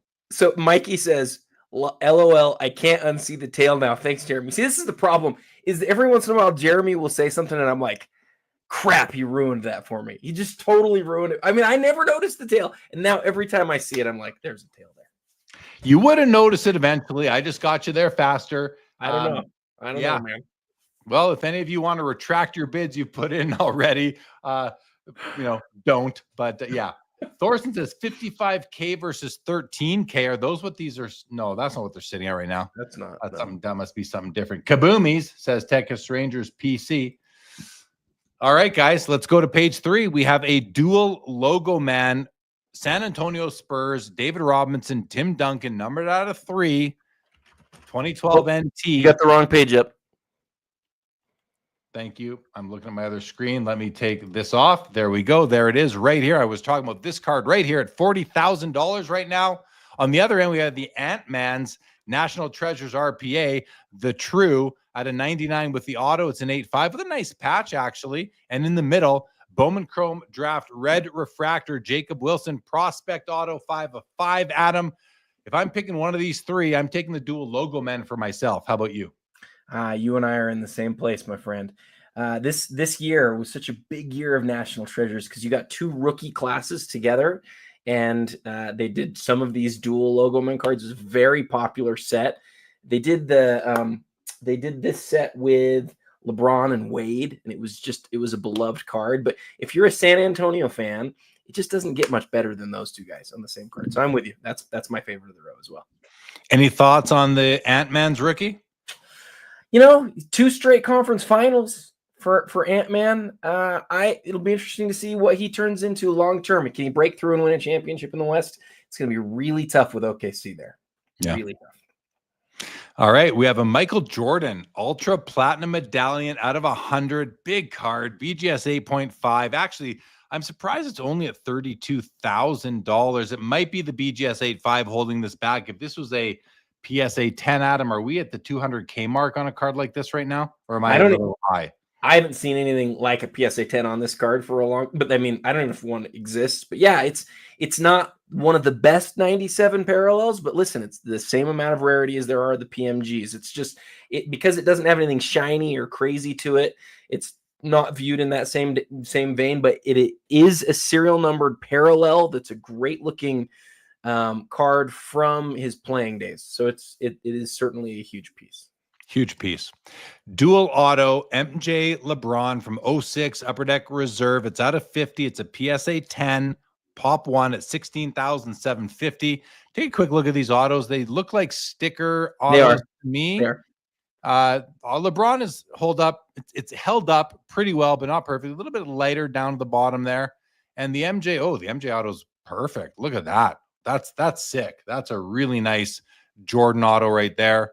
Nice card. And you know what? The stickers, I can see them, but they don't just really pop out at me like some stickers do. So I don't mind that. And I have a no sticker auto policy in my personal collection, so I wouldn't buy this anyway. But that said, I think the stickers don't look too bad. We've got the 2023 Flawless Championship Tags Tim Duncan auto number 2 of 2. It's a PSA 10 Pop 1. And the auto looked funny to me, so I want to zoom in on it, but it just looks like a really thin pen with some really long strokes. So you have some lightening there, lightening of the auto. Still a really nice card, Adam. What do you think? So somebody asked earlier what my favorite card of the auction was, and I said this. This is pretty easily my favorite card of the auction. Wow. Yeah, and so can I take a second on this one? I'll try to take a minute and a half. Story a few times, but go ahead, and we got new people. Say it again. You've told the story a few times what this card is, what these pieces are. I think that's what you're about to tell us. Yeah, yes, but why this one is I think this has a case for like being the best championship tag auto in existence. So yeah, these tags started being made in the 2014-15 season, and Tim Duncan played only 2 seasons where these were made. Fortunately, he had already won his 5th championship with the Spurs. And so during those last 2 seasons, he has 5X on the back of his neck, right? Because these tags, as Jeremy points out, like I have told the story a few times, but so many people don't know.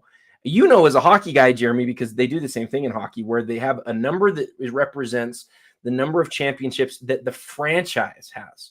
So the Spurs have won 5 championships. The reason that I think this is the best one, or at least has a case for being the best one, is that unlike a guy like Kobe, who won 5 championships with the Lakers, but the Laker tag says 17X or 16X, Tim Duncan won all 5 of the championships that have ever been won for the Spurs.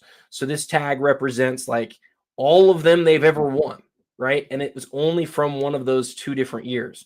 And then you add to it that Duncan didn't sign during his playing days with Panini. So the ones that they made before, because they did make some 5X tags before, none of them are signed. This is the first time that Duncan signed them. There's 2 of them. The other one's in Spurs Fanatics collection, and that's the number 1 of 2. And then there's this one, and then I think there's a good chance we're never going to get another one because Panini's about to lose their license. So, you know, if I'm a Spurs fan and I love Tim Duncan, it's hard to imagine a better Tim Duncan card than this card is. And most other tags, they don't have the significance that this one does, because not only was he part of some of those 5, he was literally part of all of those 5 championships. Well, I'm losing my mic here. It's basically a perfect card. Basically a perfect card from Adam Gray, the Real 27 guy. That means something, everybody. $39,000 for the perfect card. And it's your favorite card in the auction. It is, easily. I mean, I always do a top 10 countdown of all my favorite cards in the auction. This one was a no-brainer for me. This is the number 1 card in the auction for me. And it's not going to sell for a ton because it's Tim Duncan. He just doesn't have the following that these other guys do. But I think Tim Duncan's a top 5 or 6 player ever. I just, people don't love to collect him, but he's amazing. And it's because he won 5 rings over the course of like 16 years. Had an incredible career.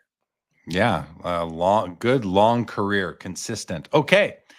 Continuing, Novak Djokovic, rookie auto from Ace Authentic, Center Court Stars, PSA 10, Pop 11, 21,750 right now on this one. And what's interesting here is that the auto is in the window here on top of what looks to be some sort of sticker sort of thing, or something that was autographed and then placed inside the card.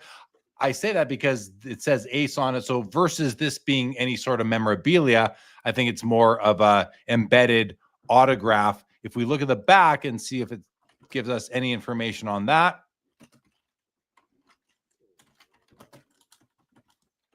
Doesn't say much about it. So Novak Djokovic, Adam, big Djokovic card here, 21,750. In the middle is the Panini Eternal Black Mamba Kobe Bryant auto out of 8 with the Black Mamba inscription. Now, this card looks like I don't usually love black cards with gold ink. I know you love them, and I like some better than others. This one's got a lot of detail, a lot of action on the background, and then the autograph does get lost a little bit in there, but it's gold on black, silver, gray, so it pops a bit. What do you think of this, Adam? Is this a card that you covet? Yeah, you wouldn't want to knock it because it's so amazing, but I agree with what you just said. It gets lost because of the writing and because of the imagery behind it. But look, I mean, it's a gorgeous it's a gorgeous gold autograph, and I do love the inscription. Eternal's not really a brand that people are most hyped for, and so it sort of doesn't have the brand, and the aesthetics of it's sort of a little lacking. But like, if you wanted a Black Mamba like inscription on your card, I mean, that's the fact that it's in gold is really cool. I do love it. And then my favorite Brady rookie is the 2000 Bowman Chrome Refractor PSA 8. It wasn't always. It used to be the SP Authentic. And the Credentials rookie is my favorite. But this is my favorite Brady rookie that is not out of 25. I'll put it to you that way. I just love this card. It's grown on me. I think it's super iconic. I wonder where it finished in your top 25 iconic countdown. Has it been announced yet, or is it still to come, or did it not make it? How do I say this? We haven't seen it yet. Okay. Are we going to see it, Adam? Did it show up on yours? Was it on? I will tell you, on my survey, I think I had it 5th overall. 5th, yeah. It showed up on my ballot for sure. I love this card. 25.5 for a PSA 8 as well. This one, it's so easy to gauge the centering on this card and all of its very few variations. Those little black notches on the side, this one looks to be basically perfectly, maybe it's a hair to the right, but just a hair. Like, this looks really good to me, centering wise, Adam. Maybe it's a hair to the right. And these black notches on the left look just a little bit wider than those on the right, but still, it's a PSA 8. That's basically 10 centering, so there must be something else wrong with it. I would take this copy and save myself a ton of money. We had, where to go? Steve Splenda on the Kobe says, I'll say it, all the writing looks junky to me. Detracting from the auto is not eye-pleasing. I can't disagree, Adam. We all agree. If it was plain black, it would be a lot more expensive, and it's too bad. But like, that's what it is. It's a throw. Do you throw the baby out with the bathwater thing? Like, if you want a gold autograph with that inscription, that's probably your option at this price. Yeah. We've got another. Well, this is 2017. We saw a couple 2015 Kobe cards, but this is a beautiful 2017 flawless vertical ruby vertical ruby. I got confused with rubies for a second. Kobe Bryant patch auto out of 15, but this patch is bigger. It's beautiful. Let's have a look at the autograph on this beauty. BGS 9.5 on the card, 10 on. Yeah, that autograph is like, it's perfect. Perfect auto. Oh my goodness, like that's as good as it gets. I would say it's a true 9.5 with all subgrades coming in at 9.5 on the card. This to me is my favorite Kobe auto patch of the night so far, Adam. I really like it. Any thoughts? Every time the vertical flawless cards come out, you and I both just love them so much. There's something about them that aesthetically is so nice. The only knock on this card is that it is not playing days, which for some people just does not matter at all. But I'm with you. Aesthetically, it doesn't get much better than that for an auto patch. Yeah, that's a great looking card. One of my favorites of the night is the 1933 Gaudy Babe Ruth number 181 PSA 5 holder. And I love this card. This card has really grown on me over the past few years. And so it's interesting because I wasn't sure if they all had this registration issue where you've got this yellow fringe coming above the green, and it's like a good millimeter here, if not a bit more, right? And I looked couple others. It's not on all of them, but it's common. But the funny thing is that it does not impact the clarity, focus, or registration of his face, like at all. How is that possible? I don't understand how that's possible. Know. I don't see any other issues from it, except, well, you do see look at the red stripe, Adam. It's a bit darker right here. Yeah. So that's got to be the same offset. Centering, it's obviously off to the left. These are hard to find centered anyway. Like when I end up buying a copy of this card one day, I would be very happy with this kind of centering. I'd prefer better, but I'd be very happy. This is a wonderful copy. Even with that yellow fringe across the top, I would gladly welcome this copy into my collection. It's a PSA 5, and it's sitting at $27,000 plus buyer's premium right now. But the corners are awesome. Like, they're not perfect, but they're awesome for the grade. The edges, the left edge has some issues. Looks like a little bit of like wrinkling almost. But other than that, this card is like the color is just popping at him. Yeah. What a card. And the registration on his face is brilliant. And I love how much you love it, because you are so harsh on registration. Usually when you see a card that's registration's off, you won't be shy about saying things like, I'm not sure I would want this in my collection or something. But this is the rare time where you noticed something about the registration that wasn't perfect, and you immediately followed up with like, I wish I had this in my collection. I think that's cool. What is it? Because you really care about it in the face? Is that what it is? Yeah. Well, the face and body is more important than this top bit here. Yeah. And it's a common thing. Now, look, if you put this copy beside another copy and like everything's the same except the other copy doesn't have the yellow fringe, obviously I'm taking that copy.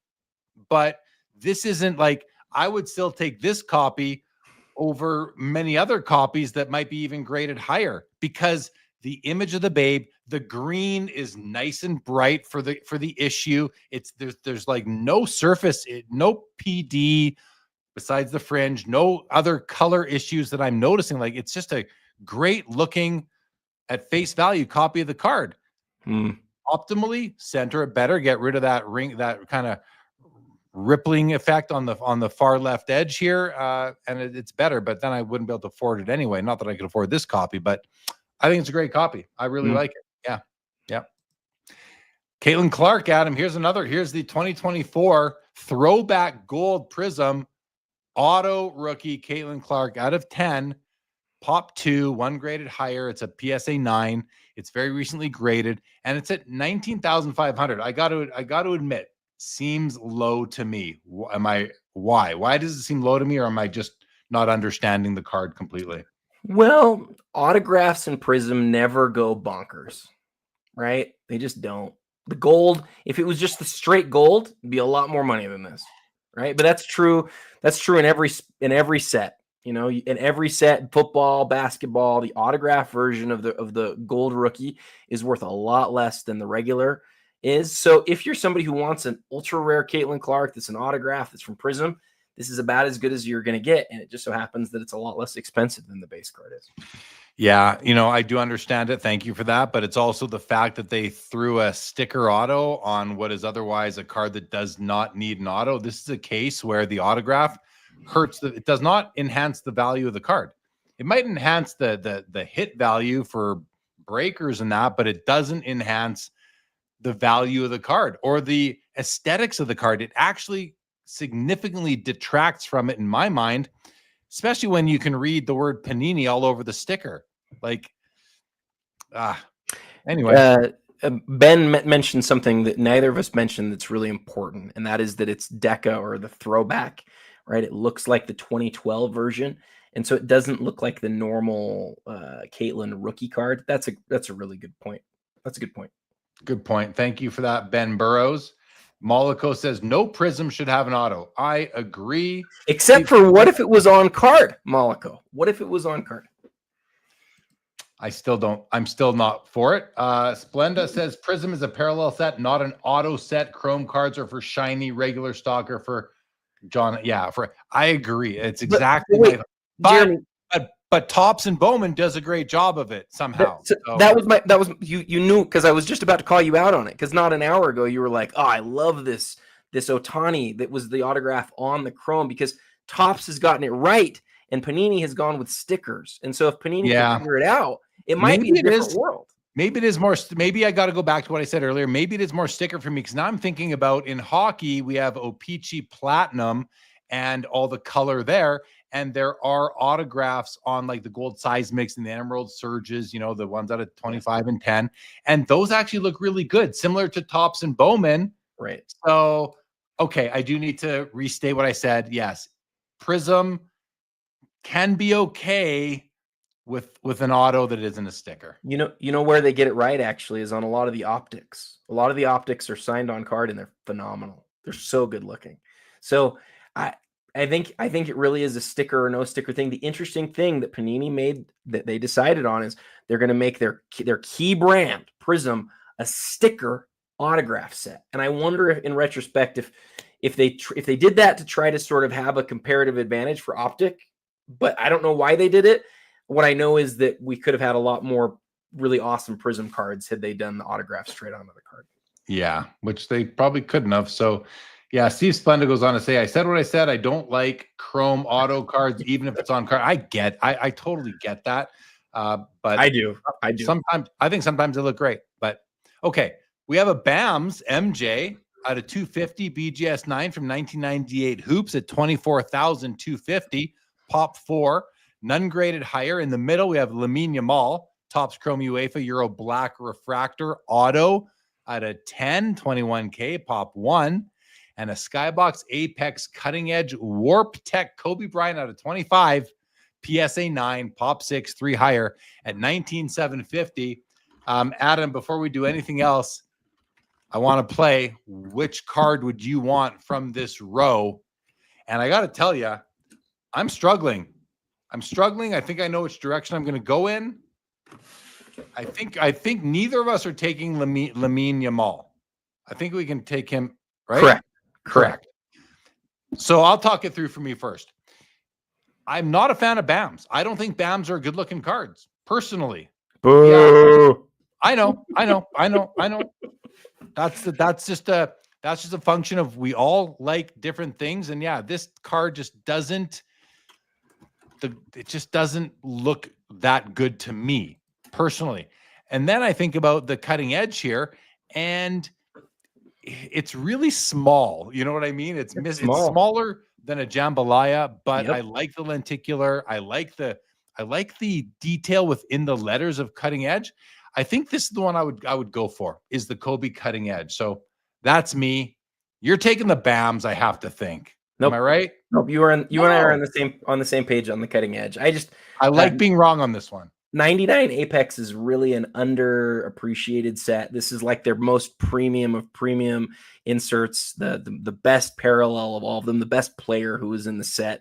There's another card that came out this year in Dominion that I like a little bit more. I think it's called, what is it called? A cut above, not a cut above, something like that. But it's the same sort of thing, lenticular design, the highest parallel of Kobe.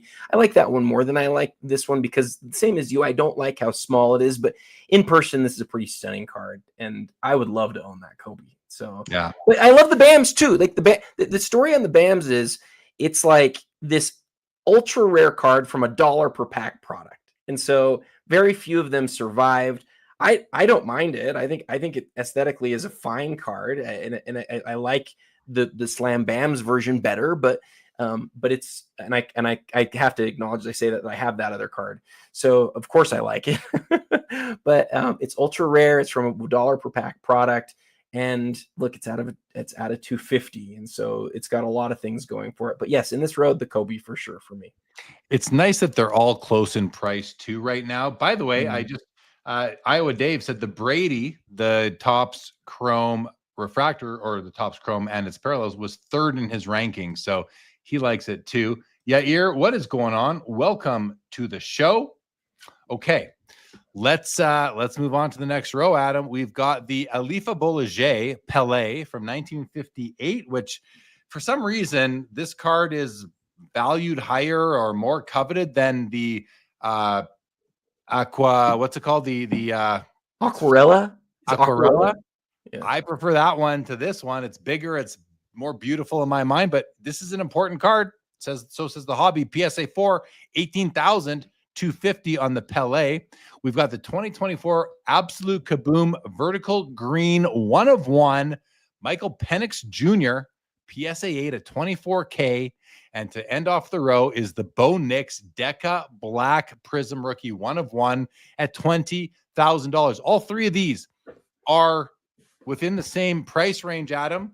If you could pick one of these to add to your collection, which one would it be?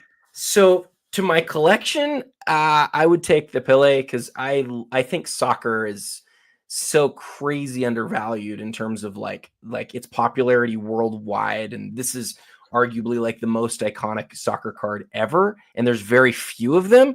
But from the perspective of like, I'm going to flip it because it has a chance to go crazy, it's the Penix. Like the Kabooms, the rare Kabooms have just gone absolutely like astronomical. And it's like the modern set right now that's completely blowing up. But do I actually like it? I don't. It doesn't do anything for me. The card that I really like here that I would like to own is the Olifa Bulliger.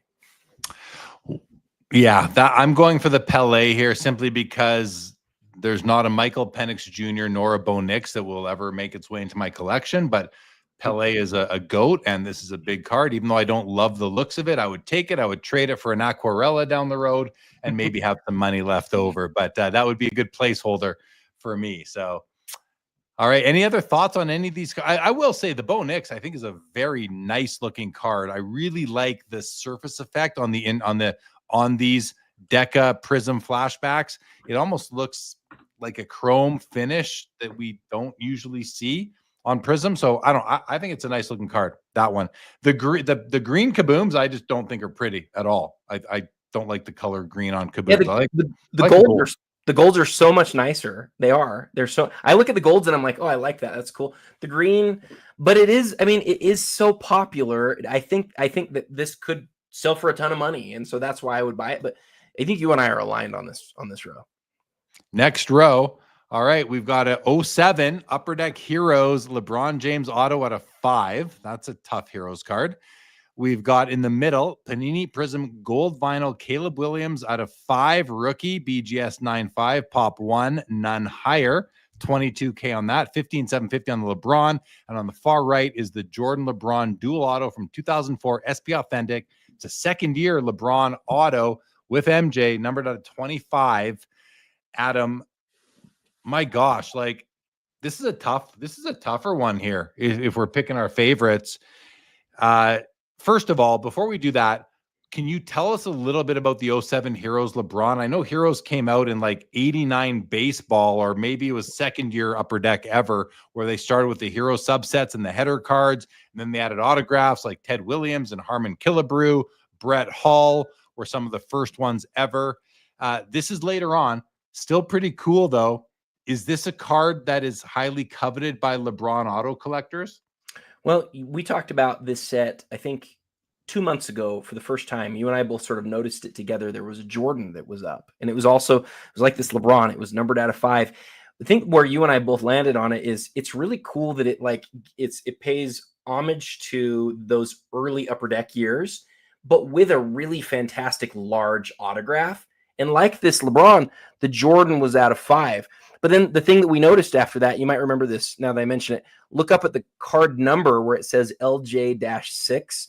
My guess is it's probably a 10 card set and all 10 of them are numbered to 5. And so that to me, it takes away from it, but there could be somebody out there who's looking to put together the set. That might be really cool. For me though, this row, it's the duel. It's the duel all day long. I wish I had the duel in my collection. I did have a duel of these two in my collection long ago. I wish I still had one. It's just a lovely on-card dual signature, signed in LeBron's second year in the league. It's got pretty much everything going for it. So for me, it's this card of the 3 for sure. Yeah. I hear you. I will say on the LeBron, where'd it go here? I love the looks of the card. You've got 3 pictures of him, 2 full body shots. You got the intense portrait picture still in action. The Basketball Heroes logo is awesome. The vintage Upper Deck logo and in the top right is awesome. This is on card, big auto. This is an awesome LeBron card. You know, especially if you're not just a big LeBron collector, you maybe want one LeBron auto in your collection. This one might fit the bill. Still not cheap at 15,750, but a great card. Yeah, for me, if I'm choosing, I'm going with a dual as well, but I do like that LeBron card. PSA 5 Star 101 Michael Jordan, the XRC. Some people think it's the RC, including myself. In most cases, we've got in the middle the Bowman's Best Atomic Refractor Michael Jordan. PSA 10 is at $20,000. Wish I waited till now to sell my copy of that. Man. Yeah, I don't know what mine did. I think mine did like 11 or 12, so it's almost doubled in less than 2 years. That's crazy. Crazy. 2022 National Treasures Red Laundry Tag Brock Purdy 101, similar to the who was it earlier? The Burrow we saw earlier, I think. Same patch basically, but a bigger size 60 here for the Purdy. The other one was what, 44? Let's have a look at the 101 though for a moment here, Adam, and then we can talk about our favorites. All right, first of all, centering is perfect. It's exactly what you want on the 101. It is off center to the left, about 60-40, maybe 65-35. Exactly what I'm looking for if I were to be looking for one of these cards, which I am not. Edges and corners, I mean, not bad. Not bad for the card. Bottom left corner is the biggest problem as far as corners go. If we turn this thing over, I don't really see much wrong with this card, Adam. And it's hard to see. We're looking in 2 dimensions, so we're always going to miss things. But this card looks really good for the grade of a 5, recently graded as well. Yeah, I don't know. Yeah, maybe the 5 is a harsh grade. Maybe they're being really difficult on them now. I don't know. But to me, I mean, I feel like I've seen worse 7s for this card with worth centering as well. So any thoughts? Does the top to bottom seem more off than usual? Maybe a little bit, just a little bit. It's low. It's always low. I guess I just never noticed how big that top border can be. I don't know why. I'm just looking at this right now and it feels extra off to me, but maybe I'm wrong. It does, you know, I'm seeing it too. And am I noticing a bit of the top looks like there might be some tilt. It almost looks like the border gets wider as you move to the left. But if that was the case, then the border would also get wider as you move down the card. And maybe there's very slight tilt going on, but it's hard to tell. A little bit of centering. Yeah, maybe it is a top to bottom. You might be right on the tilt. I don't see the tilt, but the top seems bigger, but I don't usually look at top to bottom. I would say that the left to right here looks basically exactly like I want it to. Top to bottom is always off too, as far as I remember. But this one might be extra off. Yeah, the side to side here is not as bad as a lot of them are. I agree with you on your assessment of the rest of the card. It looks basically like you would want it to. The only thing that's for whatever reason stands out to me, and I'm going crazy right now, but it feels like that top border's larger than usual. But you're right. I think it always sits low, so maybe I'm wrong. Can we talk about your Bowman's Best card? Is this your old copy by chance? It might be. I don't know. It could be. It could be. I did sell it here on Fanatics Collect. I don't know that mine was as recent as the Lighthouse, though. I think mine was pre-Lighthouse. Well, and this is certainly a reholder, right? Because this is in the 2s, so it's definitely a reholder. Yeah, it is for sure. They didn't start the Lighthouse till the 4s. You sure about that? I'm sure about that. Okay, well, maybe the late 3s, but like the 2s, I mean, isn't it? I mean, the Lighthouse, it's the newest holder. It's I look at the back personally to make sure on that, but I think there's been versions that's an 11-digit or a 9-digit serial. We'll come back to that. I think there are Lighthouses in the 2s myself. It's just there's Lighthouses in the 0s. The question is whether it's a reholder. I'm talking non-reholder though. I think there are, but we'll see if we see any to confirm, unless anyone else. But if you did, then they could still be reholders. I think you'll find 3s that are not Lighthouse holders. I'm very, very certain on that. But anyway, the Jordan Atomic Refractor here. The reason that I wanted to bring that one up is that you said you sold it for 11, and I don't. And I don't know if you remember when you sold it. I remember when you sold it, you had to sell it. It was like a moment where you were selling a lot of different stuff and you had to sell it. And my thought always on this card was, gosh, if the PSA 10 world of Jordan stuff ever really like goes totally astronomical, like this is like it has. Like it has. It's such a huge card because it's the first time they introduced the atomic refractor to the world. Like this is the first time that we ever had an atomic refractor. And so, I mean, it's a really big Jordan card. There's only, I think it's 18 PSA 10s. Like this is a tough one, man. This is a tough card. Okay. Well, are you looking it up? Or are you looking up what it sold for?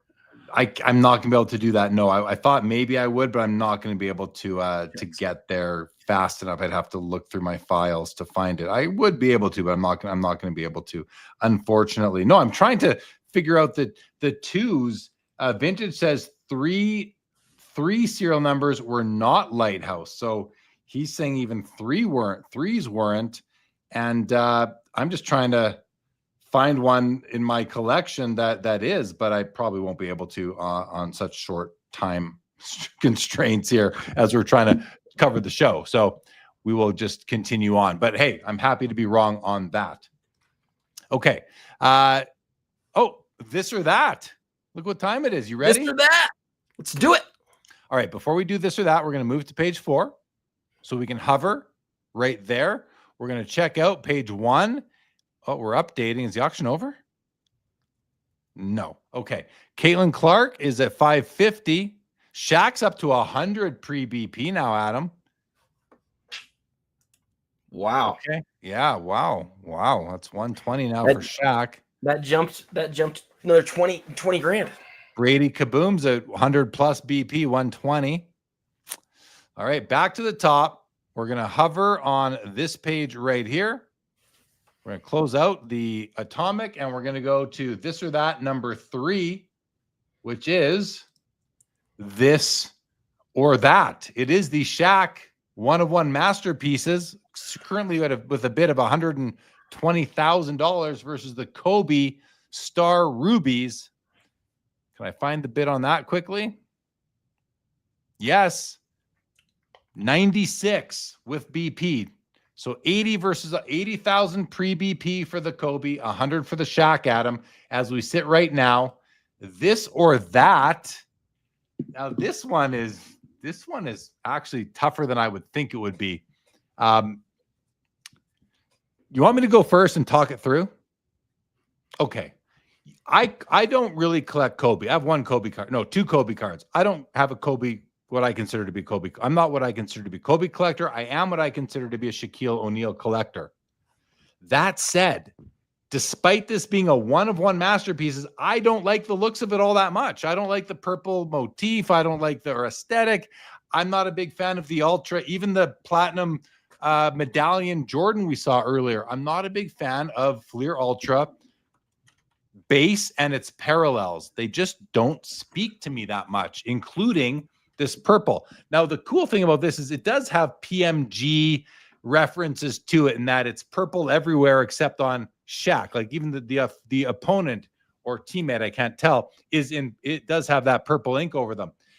But then you have the big Shaquille O'Neal name in that fancy script. I'm not a big fan of the font used on these sets. So I just don't love the looks of this card. Even though it's very important, I just don't love the looks of it. But I like Shaq. I collect Shaq more than Kobe. And then Kobe, I love the Kobe. I love the Rubies Kobe. So auction's over, by the way. Is it? Auction just ended. I'm going to wrap up my thoughts now. And I'm just going to say that despite everything I said, and I'm going to take the Shaq, even though I don't like it as much, because it goes into my Shaq collection. I'm going with the Shaq, Adam. How about you? I'm going with the Shaq. That happened sooner than I thought it would.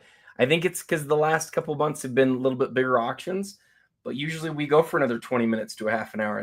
That surprised me. Oh, now we went for an extra hour and a half last month. So, yeah. Shaq. I already talked about the Shaq being I think probably his 4th best card in existence, and the Kobe's a great card, but it's not a top 4 Kobe card in existence. Well, let's see. Linda's first Kobe. Mikey is taking Shaq. Let's go, Jordan. he bid on the Shaq. So Shaq, Laura's taking the Kobe. Joe says, I know the Shaq is a more important card. I think he's taking the Kobe, but Robert Scott's taking Kobe. Travis Mater's taking Kobe. Junk Wax Pax is taking the Shaq. Mollico Kobe. Luke is taking Shaq. Nick is taking the Shaq. So is Iowa Dave. So is Let's Go Jordan. So is Michael H. So is Jeff McMahon and Jacob Dahl. Splenda says Kobe Rubies, Kobe Rubies, even though I admit Shaq is technically a better card. I get that. Professor's taking Shaq. Feeve loves Fleer Ultras. I like a lot of Fleer Ultra, but not the base stuff too much. If it was 97 different stories, says Kinger. Mollico, purple on the 101 reminds me of Kaboom's being green. Not really into it. I hear that. Big Diesel for vintage. Let's go, Jordan. Just glad we all disagree. Hey, this is card. We should be disagreeing on our personal preferences on this stuff. We should have differences. Michael H says Shaq was not the best guy, but he was a beast. Holy moly, some steel, says Joe. Mollico, people holding back for nationals is what he's thinking. Michael H. Shaq was an awesome display. Yes, he was. And Zach Swisher, I picked Shaq because it's one of his best cards in existence. And this Rubies here is not my favorite. Very fair. When we say best, one of his best cards, best cards is less subjective, I guess, than prettiest. 1 of 1 helps it a lot. So does the equity of the Fleer Ultra brand. So I get it. It's still subjective. It's so subjective. You have to think about the catalog, and Shaq didn't have some of that main Exquisite stuff that elevates so many other guys. And he does have that late 90s era, but there's not very many that are clearly better than this. Hey, I know we're moving on here, but I just GPT'd and I want to clarify this lighthouse thing. Can I read to you what I found? Yeah, please. So set me straight. No, I'm not setting you straight. I think this is good. This is good information for us. So if you're asking what PSA certificate serial number marks the start of the lighthouse label slabs, here's what the evidence indicates. PSA reports 284. I found one 284 in my phone, and this would not be a reslab because I probably graded it myself. So this is what it says. PSA reports indicate the lighthouse style label and slab design were introduced around PSA cert number high 20 millions. Specifically, cards with serial numbers above 28 million began receiving the lighthouse label. But here's where it's confusing. By the time serial numbers were into the 30 millions, at that point, virtually all slabs included the lighthouse hologram. It's because they rolled it out slowly. So there were cards in the 2.8s that have them, but there are cards getting into the 30s that still don't, and so or the early 30s. But you're right. By the time we get to the 4s, for sure they were all new. But it does sound like there are definitely a lot in the 2s where they most of them in the 2s weren't, and maybe even some in the 30s that still weren't. So that's good. I'm just glad I'm not going crazy because I was certain I had some and I'd seen them come out in the 2s. And the other thing to keep in mind is that like a lot of the 5s came out before the 2s came out. Like they weren't, I think some of the 3s did too. Like PSA did not issue these cert numbers sequentially the whole way through. There was some jumping back and forth. I think there might have even, 3s and 5s come to mind to me. 4s, I think, were sequential. 6s were sequential. 7s, 8s, 9s, and now 10s. But you will have some 3s and 5s, I believe, Adam, that came out like they were reserved for maybe show gradings and stuff like that, right? That's exactly the right answer. So PSA for a time, they don't do this anymore, but for a time had certain numbers that were for the shows. So they would go, and I don't know, you might know the exact numbers better than me. I don't know this. I didn't have this in my mind at one point, but there were numbers that for the national, they had like specific blocks of numbers. Right. And so that's not, you're right. Those were graded not necessarily at the same time. And that definitely adds some confusion to this. You're right. They were graded out of sequence, right? What was the number on the card that we were looking at? Just curious. Do you remember I don't even remember what card it was. What was the card we were looking at?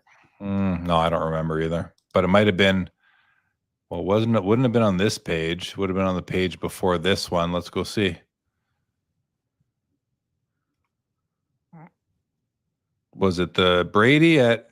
Might have been. Brady's coming in with a 5. No, not the Brady. Was it the 9? No. Caitlyn, no. No, definitely not Caitlyn. Kobe, no. No. We'll get there. Well, that's recently graded. It's not going to be that. Sorry, I shouldn't be looking at these brand new. Oh, here, maybe it was this one. No, that's recently graded. Was it was Jordan. It was Jordan. Jordan, of course. 288. Yeah, that's not a reholder, or likely not a reholder. I absolutely might be wrong. You are right. You're right. Thank you, Molico. This may or may not have been a reholder. We don't know, but I don't think it was. I mean, maybe. Well, here I can prove it, because if I look at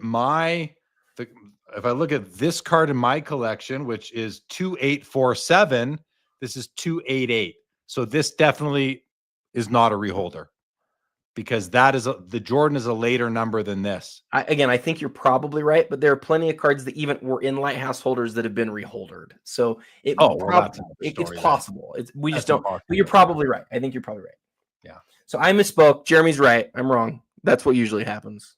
Let's go. You're just gonna make me feel bad. Why am I? Can I be right sometimes, please? Well, wait. But who's making you feel bad? I'm teasing. I'm just being silly. Let's go, Jordan. Maybe isn't a reholder. Who knows? I was with Adam, but now the tie goes to the runner, JL. I'm not a detective either, but we did send in a long stream of cards on purpose. Good way to tell. Check this PSA registry to see if there's a scan or not. Yeah, but not back then. That's too long ago, Thorson. Yeah, scans didn't start that recently. So that's what's confusing here. But I think the other point that is really important here is that there's that window of unless it's reholdered, several million cards where they were using both holders, and that of course would confuse people. Like, it's not like it was a clear date. It happened over the course of months. So interesting stuff. I don't understand what these guys are talking about now. Jay Giuliano says Jordan was reholdered. They stopped. Oh, that's the star card. Let's go. Oh, okay. If it's a star card, then it's, well, I shouldn't say if it's a star card, but that's a whole different story. Yeah, if it's reholdered, gotcha now on that, Thorson.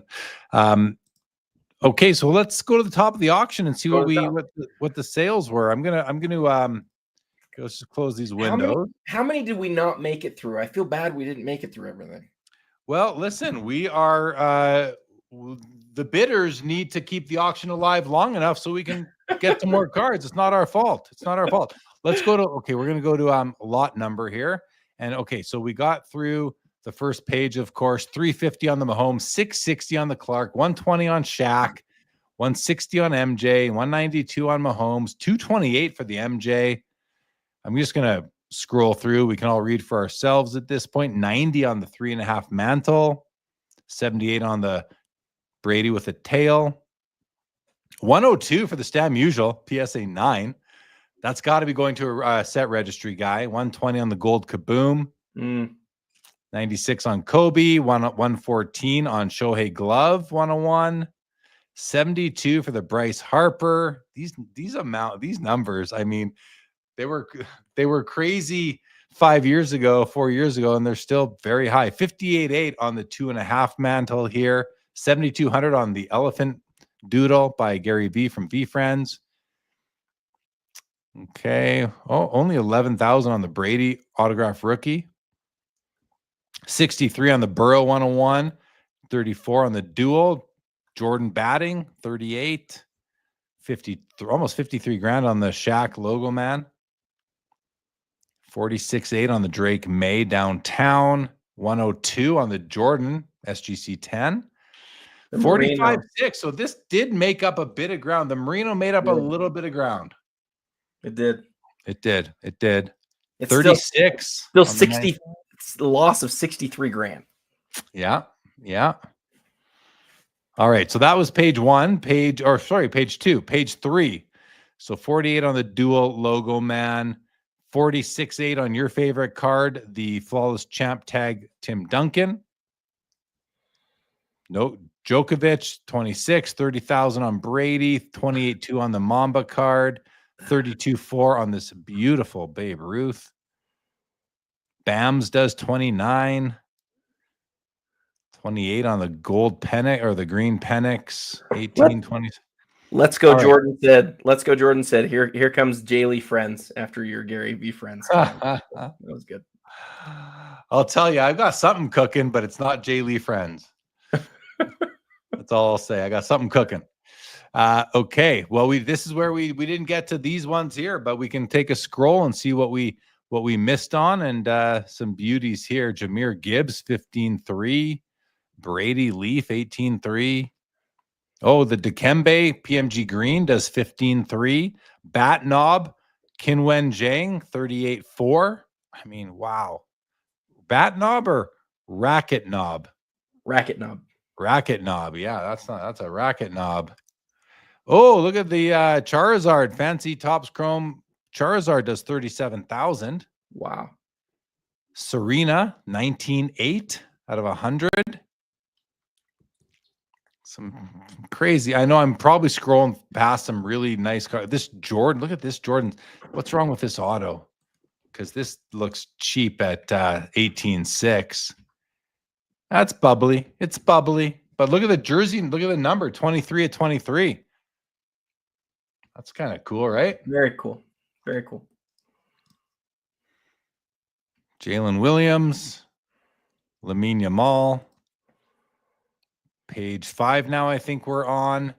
Cade, another Alifa Bolliger. How's that for rolling off the dome? Oh, the Cobb.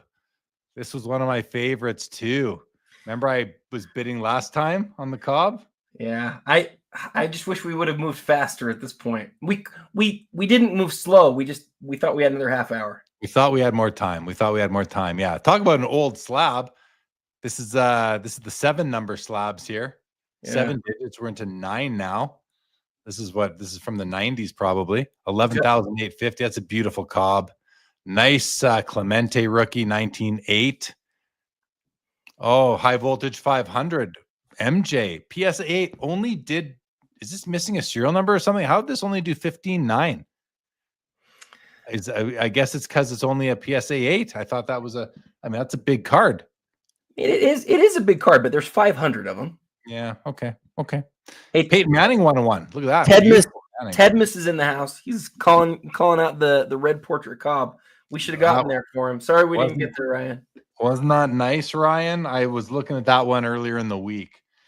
I think I put it on the thumbnail for this episode. Am I cutting out on you, Adam? No, not at all. Good. Well, I'm showing low internet right now, so we'll see how that goes. The Peyton we didn't get to either. 26 grand on the Superfractor from 2013. Not a new card. You don't see Superfractors that old very often. It's a beautiful card. Beautiful Peyton right there. The Snow White. I actually really like this Snow White card. You know, Snow White is somebody, if you're buying Disney, Snow White is she's like a goat, you know. She's a first. She's a first. First what? Disney princess? First animated Disney full-length movie. Oh, there you go. Wasn't that what's that one with all the colors? I thought that was the first. Fantasia? Yeah, no? No. Fantasia was after Snow White. Oh, okay. Hold on. They're talking about the comment I made about something cooking, and it's funny. Retro 80s reseller says Jay Lee releases Joe Jackson Cracker Jack relic cards, cuts his card up into 1x1 centimeter pieces, and inserts them into a Jay Lee autograph card to share with fans. It's funny. That is not what I was referring to, but I do have. This is a Vistaprint order that I'm bringing to, something that the content creators tend to do at the National, at the YouTube get together, which I'll just take this off the screen for a second, which I will be going to on the Thursday night, is they make cards of themselves. Well, I couldn't help it, guys. And I did make, you guys are going to laugh. Some of you have seen it. It's been on my Instagram for a while, but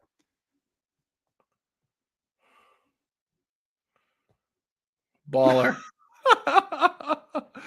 Look what it says here. Hold on.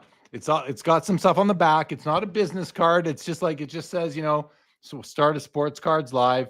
But I did have some fun the other night, and I made some different ones at them, and I numbered them just for fun. Like this one says NSCC 25, and I made 3 of them. And then in the bottom here, I wrote sexy corners. Oh right my goodness. Yeah. I'm jealous. As per the usual, I have nothing ready for National other than hopefully I'll show up. If I show up, I'm going to feel good about that. And this is the one out of 100. This one says NSCC 2025, and this is numbered 1 of 100 right there. So I made these to give away. I've got like 150 of them or so, and yeah. So that, I don't know, just did that for fun to give away at the YouTube get together thing. Ryan says he'll sticker it, so you got that going for you. Where did he say that? Oh, I will sticker it. He's going to give it an eye appeal sticker right there. Where can I buy? You can't buy them, but I can give them to you. I will give you one at the National. Yeah, it was pretty. Let's Go Jordan says, did Tag make that? No, Tag would only make it if they put it in a tag slab. Tag did not make it. If you can get that in a tag slab, then I definitely want one for sure.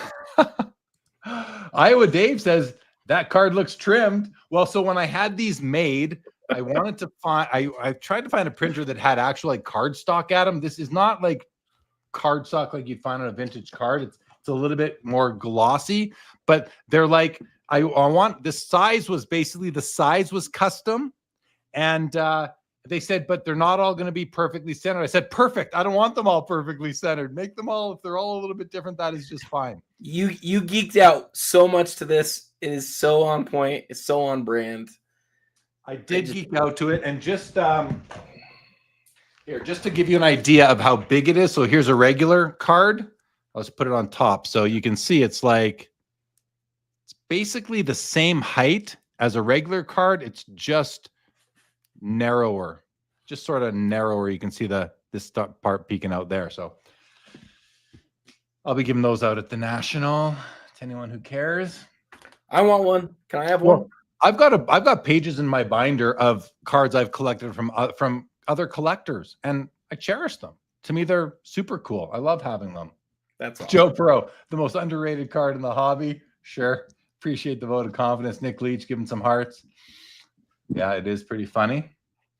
Oh, Mickey Mouse made his debut in Fantasia. That might have been what I was thinking about. Linda's first. Travis Mater, Jeremy, seriously, save me one of those sexy corners. I was part of that discussion. I don't know. They might go. There's only 3 sexy corners inscriptions, but I will tell you after doing this, because I've had these cards sitting on my desk, Adam, for like a month, at least a month, maybe 2 months now. I've had these cards.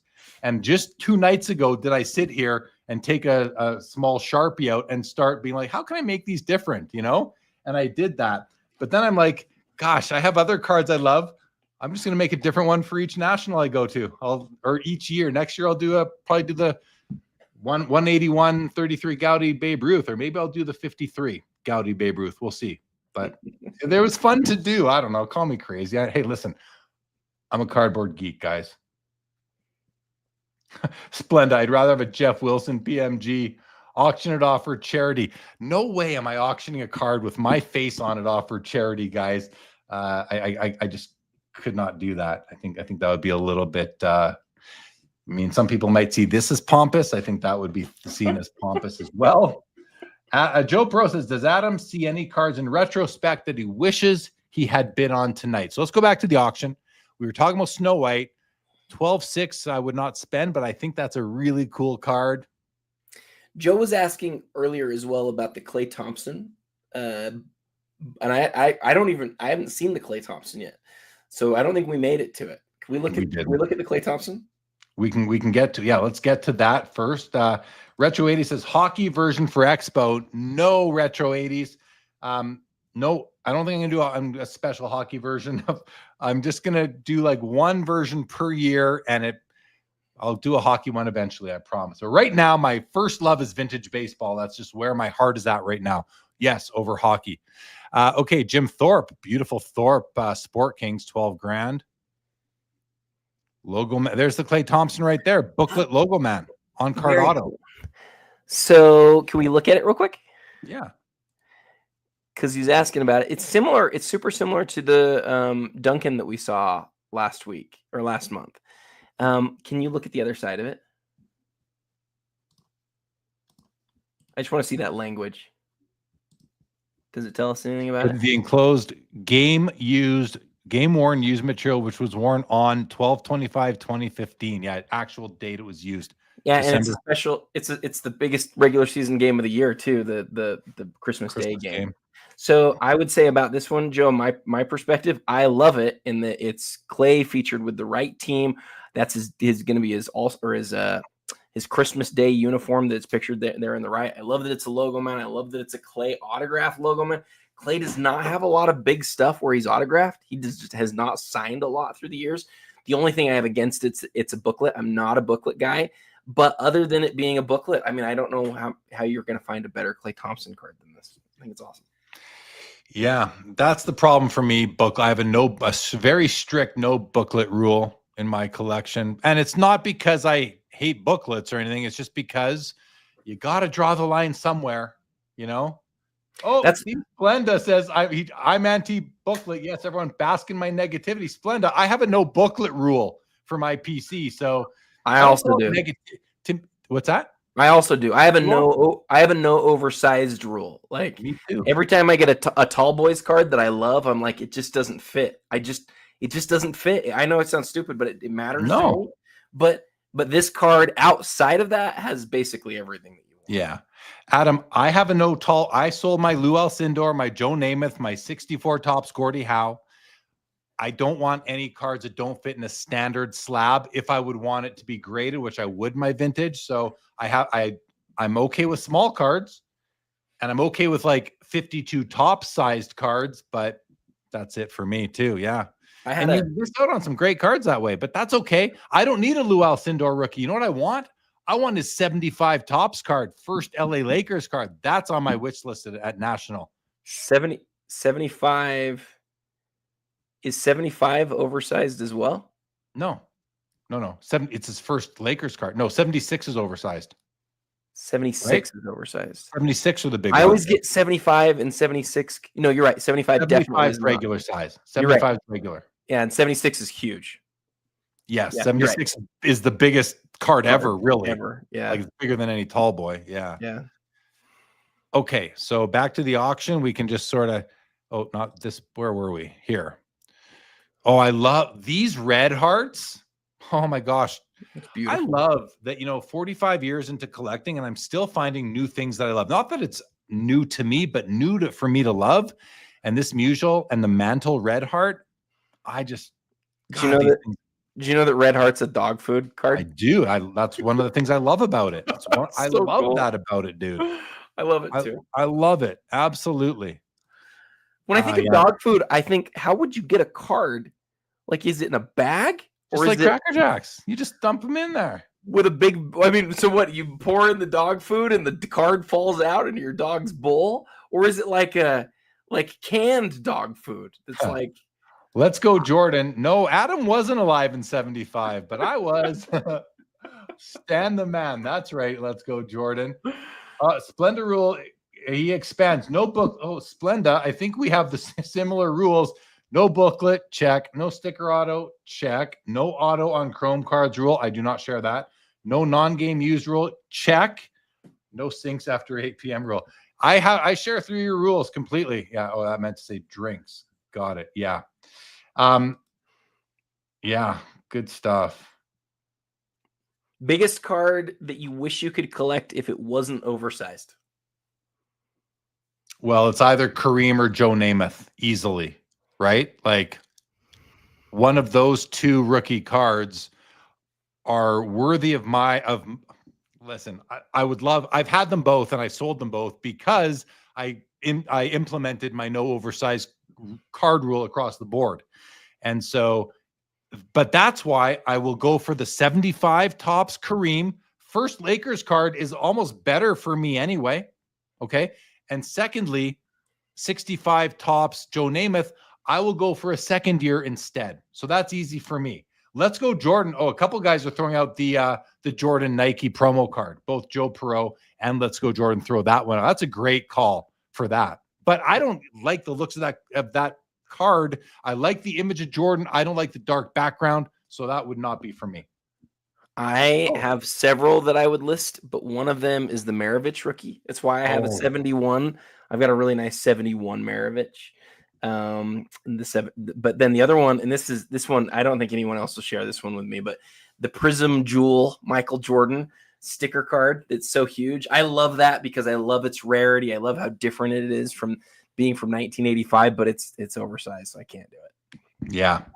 I like the call on the Maravich. That's another card that I'll go for second year, but I don't love the 71s, right? His rookie is, it's got the big writing for the team. My favorite set. It's my favorite vintage basketball set. I love it. Well, you don't so much. The nice thing is there's only 5 to choose from, so you can't really miss. There's not. There's not a lot, but like 71 is just glorious. I just love, and the colors on that set, the jerseys, like every part of it is just. Listen, I'm gonna let it grow on me, Adam. I'm gonna open my mind, because I would love a Maravich card, and I don't want the rookie, so I would have to go for second year. So I'm gonna open my mind to it. Okay, maybe I'll pick one up next week. I will say this too. It's the first ABA set. I put the set together when I was probably 18, and I sold it at some point. But like, dude, that set, it doesn't have the big rookie power, but it just aesthetically it's everything that I want in a vintage basketball set. Yeah. It's fantastic. And then first year ABA is so underrated. I know nobody in here cares but me, but like first year ABA is incredible. Iowa Dave lets us know that the dog food cards were mail-in cards, Adam. So there you go. They weren't makes just sense. Unlike Cracker Jacks in 1914.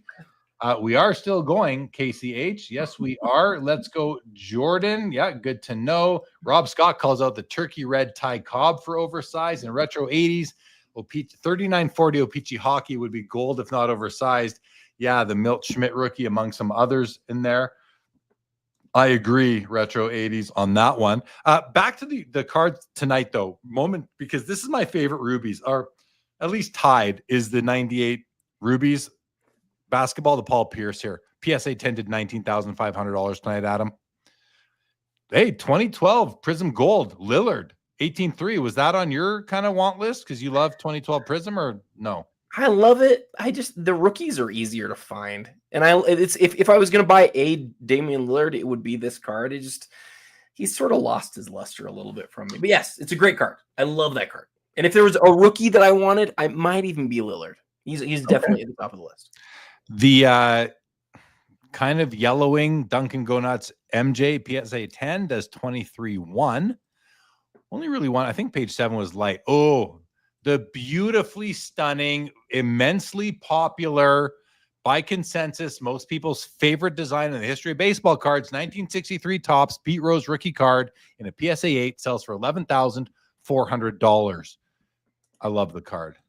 And if you couldn't tell, I was being very facetious. Thank you. Let's go, Jordan. Buying us coffee at the National. We will take the money after Google takes its cut. Me and Adam will have some nice Starbucks at the National, courtesy of Let's Go Jordan. Thank you very much. Thank you, Let's Go Jordan. That's awesome of you, dude. You're the man. And Let's Go Jordan was fire in the comments tonight. It was always awesome. Always is. And by the way, Adam, I am serious, because you don't like this money comes to me. I will, but we will enjoy it. We will enjoy the gift from Let's Go Jordan together. We will enjoy it together. Thank you, LGJ. Much appreciated. Or I am local if you want better coffee. Talk to me, because I'm a coffee guy. Like, I love coffee. I love it. Like, I'm one of those people that I wake up, Adam, and the first place I go is the coffee machine. Yeah, I love it. That was very kind. Very kind. Okay.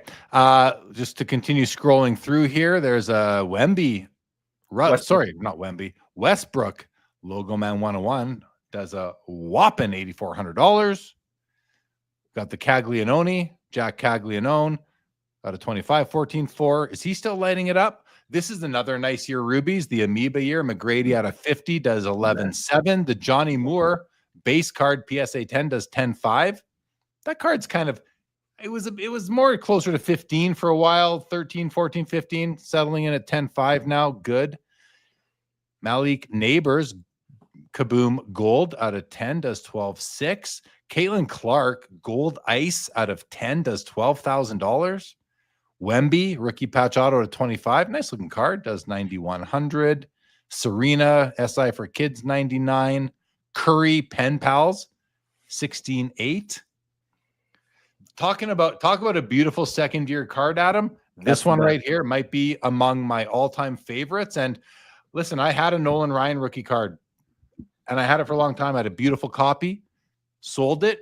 If I ever add, I will never buy that card again. Not because it's not awesome, I don't like it, but I think I will go second year instead. Save a ton of money and get what I think. I love 69 tops, by the way. I love the Reggie Jackson rookie. It is. I mean, show that card and his rookie card to any non-collector and ask them which one do you like better. Oh yeah, every one of them is going to take this. And same with Johnny Bench, same with Pete Rose. You know, a lot of these guys, like even Gary Carter, 76 versus shared with 3 other guys on the 75, like the Gary Carter 76 rookie. I love it. And what's really interesting about that is that you can find a lot of them in higher grade.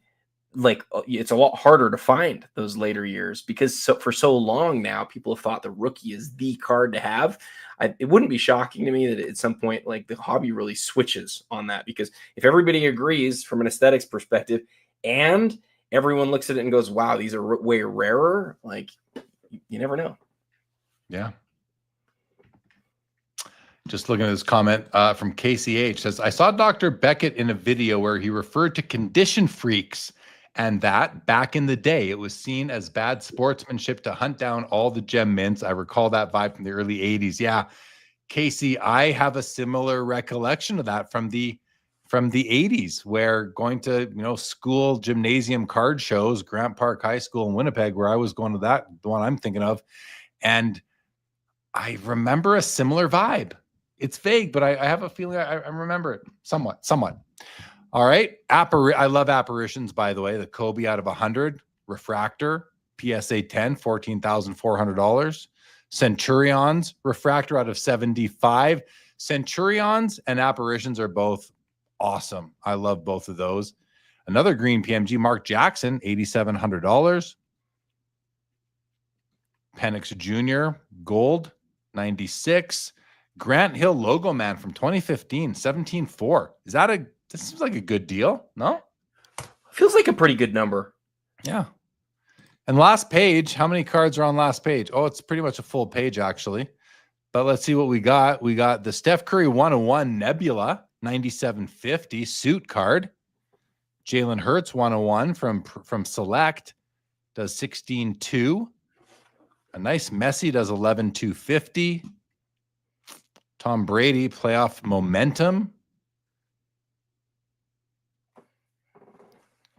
Kobe Prism Pulsar 9,300 out of 10 gold. JJ McCarthy out of 5 gold vinyl 20. Like all these young quarterbacks, there are so many of them right now. Babe Ruth signed baseball, $6,300. That's cheap. Why is that so cheap? That might have been the steal of the night. Is there something going on here? It's also got Gehrig on it. Like, it's not single signed. You've got autographs around him in the sweet spot, but it's still him in the sweet spot. Is anyone from Fanatics still on that can tell us why this only did $6,300? This seems like a really good deal, Adam. I mean, the auto's not great, but it's all there. Is there something else going on here? Why did you see the second Ruth? I think that's just like on the ball. What do you mean? It's just on the ball. Like manufactured. Oh, there's the Gehrig. I just saw there's the Gehrig right there. There's the sweet spot Babe Ruth. I'll show you what I mean. I think that this is like printed on by the manufacturer, just like Run Special is printed on by the manufacturer. Home Run Special. Yeah, you can, it's centered together too, I think. So yeah, that's like facsimile. I didn't realize that back then that sort of thing existed. I guess, yeah. I guess it does. Game Time Gallery says good deals in this auction as many folks are saving their funds for the National. Let's go, Jordan. It's a Ruth ball. That's about the Ruth auto. But yeah, it's a Ruth ball. It's a Ruth auto ball. I don't like KC8. Maybe this autograph scandal is messing with people's trust. Joe Perot made the same comment. Maybe that is causing people to pause. But Let's Go Jordan says 6,300. Is that the Sandlot one? I don't know what that means, but if like there could be he means from the movie. But what do you mean? This was as a movie prop? I don't know. I think he was just sort of joking. Like, there's the one from the movie where the one goes over the fence, and then there's the ball that has all the signatures, the Murderer's Row ball. Is this the one from the Sandlot? I don't know. He's just Joe says looks legit, but the overall vibe might be a bit depressed. I mean, what a steal, I think. Splenda says I can't make it to nationals this year, so I spent too much money this week on eBay. Who is she? Thanks, Adam. The movie. Oh, yeah, right. The movie, but why the movie? Anyway, oh, it was a joke. Okay. I'll just sorry, I don't know. All right. Well, okay. Well, let's go back and see if there's anything else we want to look at from the auction. We got a couple more Caitlyn Clarks. 35 grand for the the rookie patch auto, National Treasures out of 49, 34,800. The Immaculate only gets 7,000, a much smaller patch. Donruss WNBA Next Day Auto gets 3,900. Another Charizard does $36,000. So that's the auction, everybody. Big night. We're just wrapping up, Greg, from Midlife. We could have used you earlier, Greg, because Greg has a video for anybody. This is a really important thing, actually, for you guys. We were talking earlier about when did PSA introduce the lighthouse on the slabs, and I was certain it was in the 2s, but some people thought it wasn't, and we found that it was in the 2/8s. But the reason I'm bringing this up again now is because on Midlife Sports Cards YouTube channel, guys, there is a video, probably his most important. He's got great videos. I don't want to say most important, but most important reference material video on Midlife Sports Cards YouTube. He goes through the history of the PSA slab and where they all changed, the timing of it, the serial numbers. So really good reference for everybody who might be interested. Go check that one out. He does say here, that's one of my best videos. Hasn't gotten as many views as I feel like it should have. So yeah, well, it's a good reference video for sure.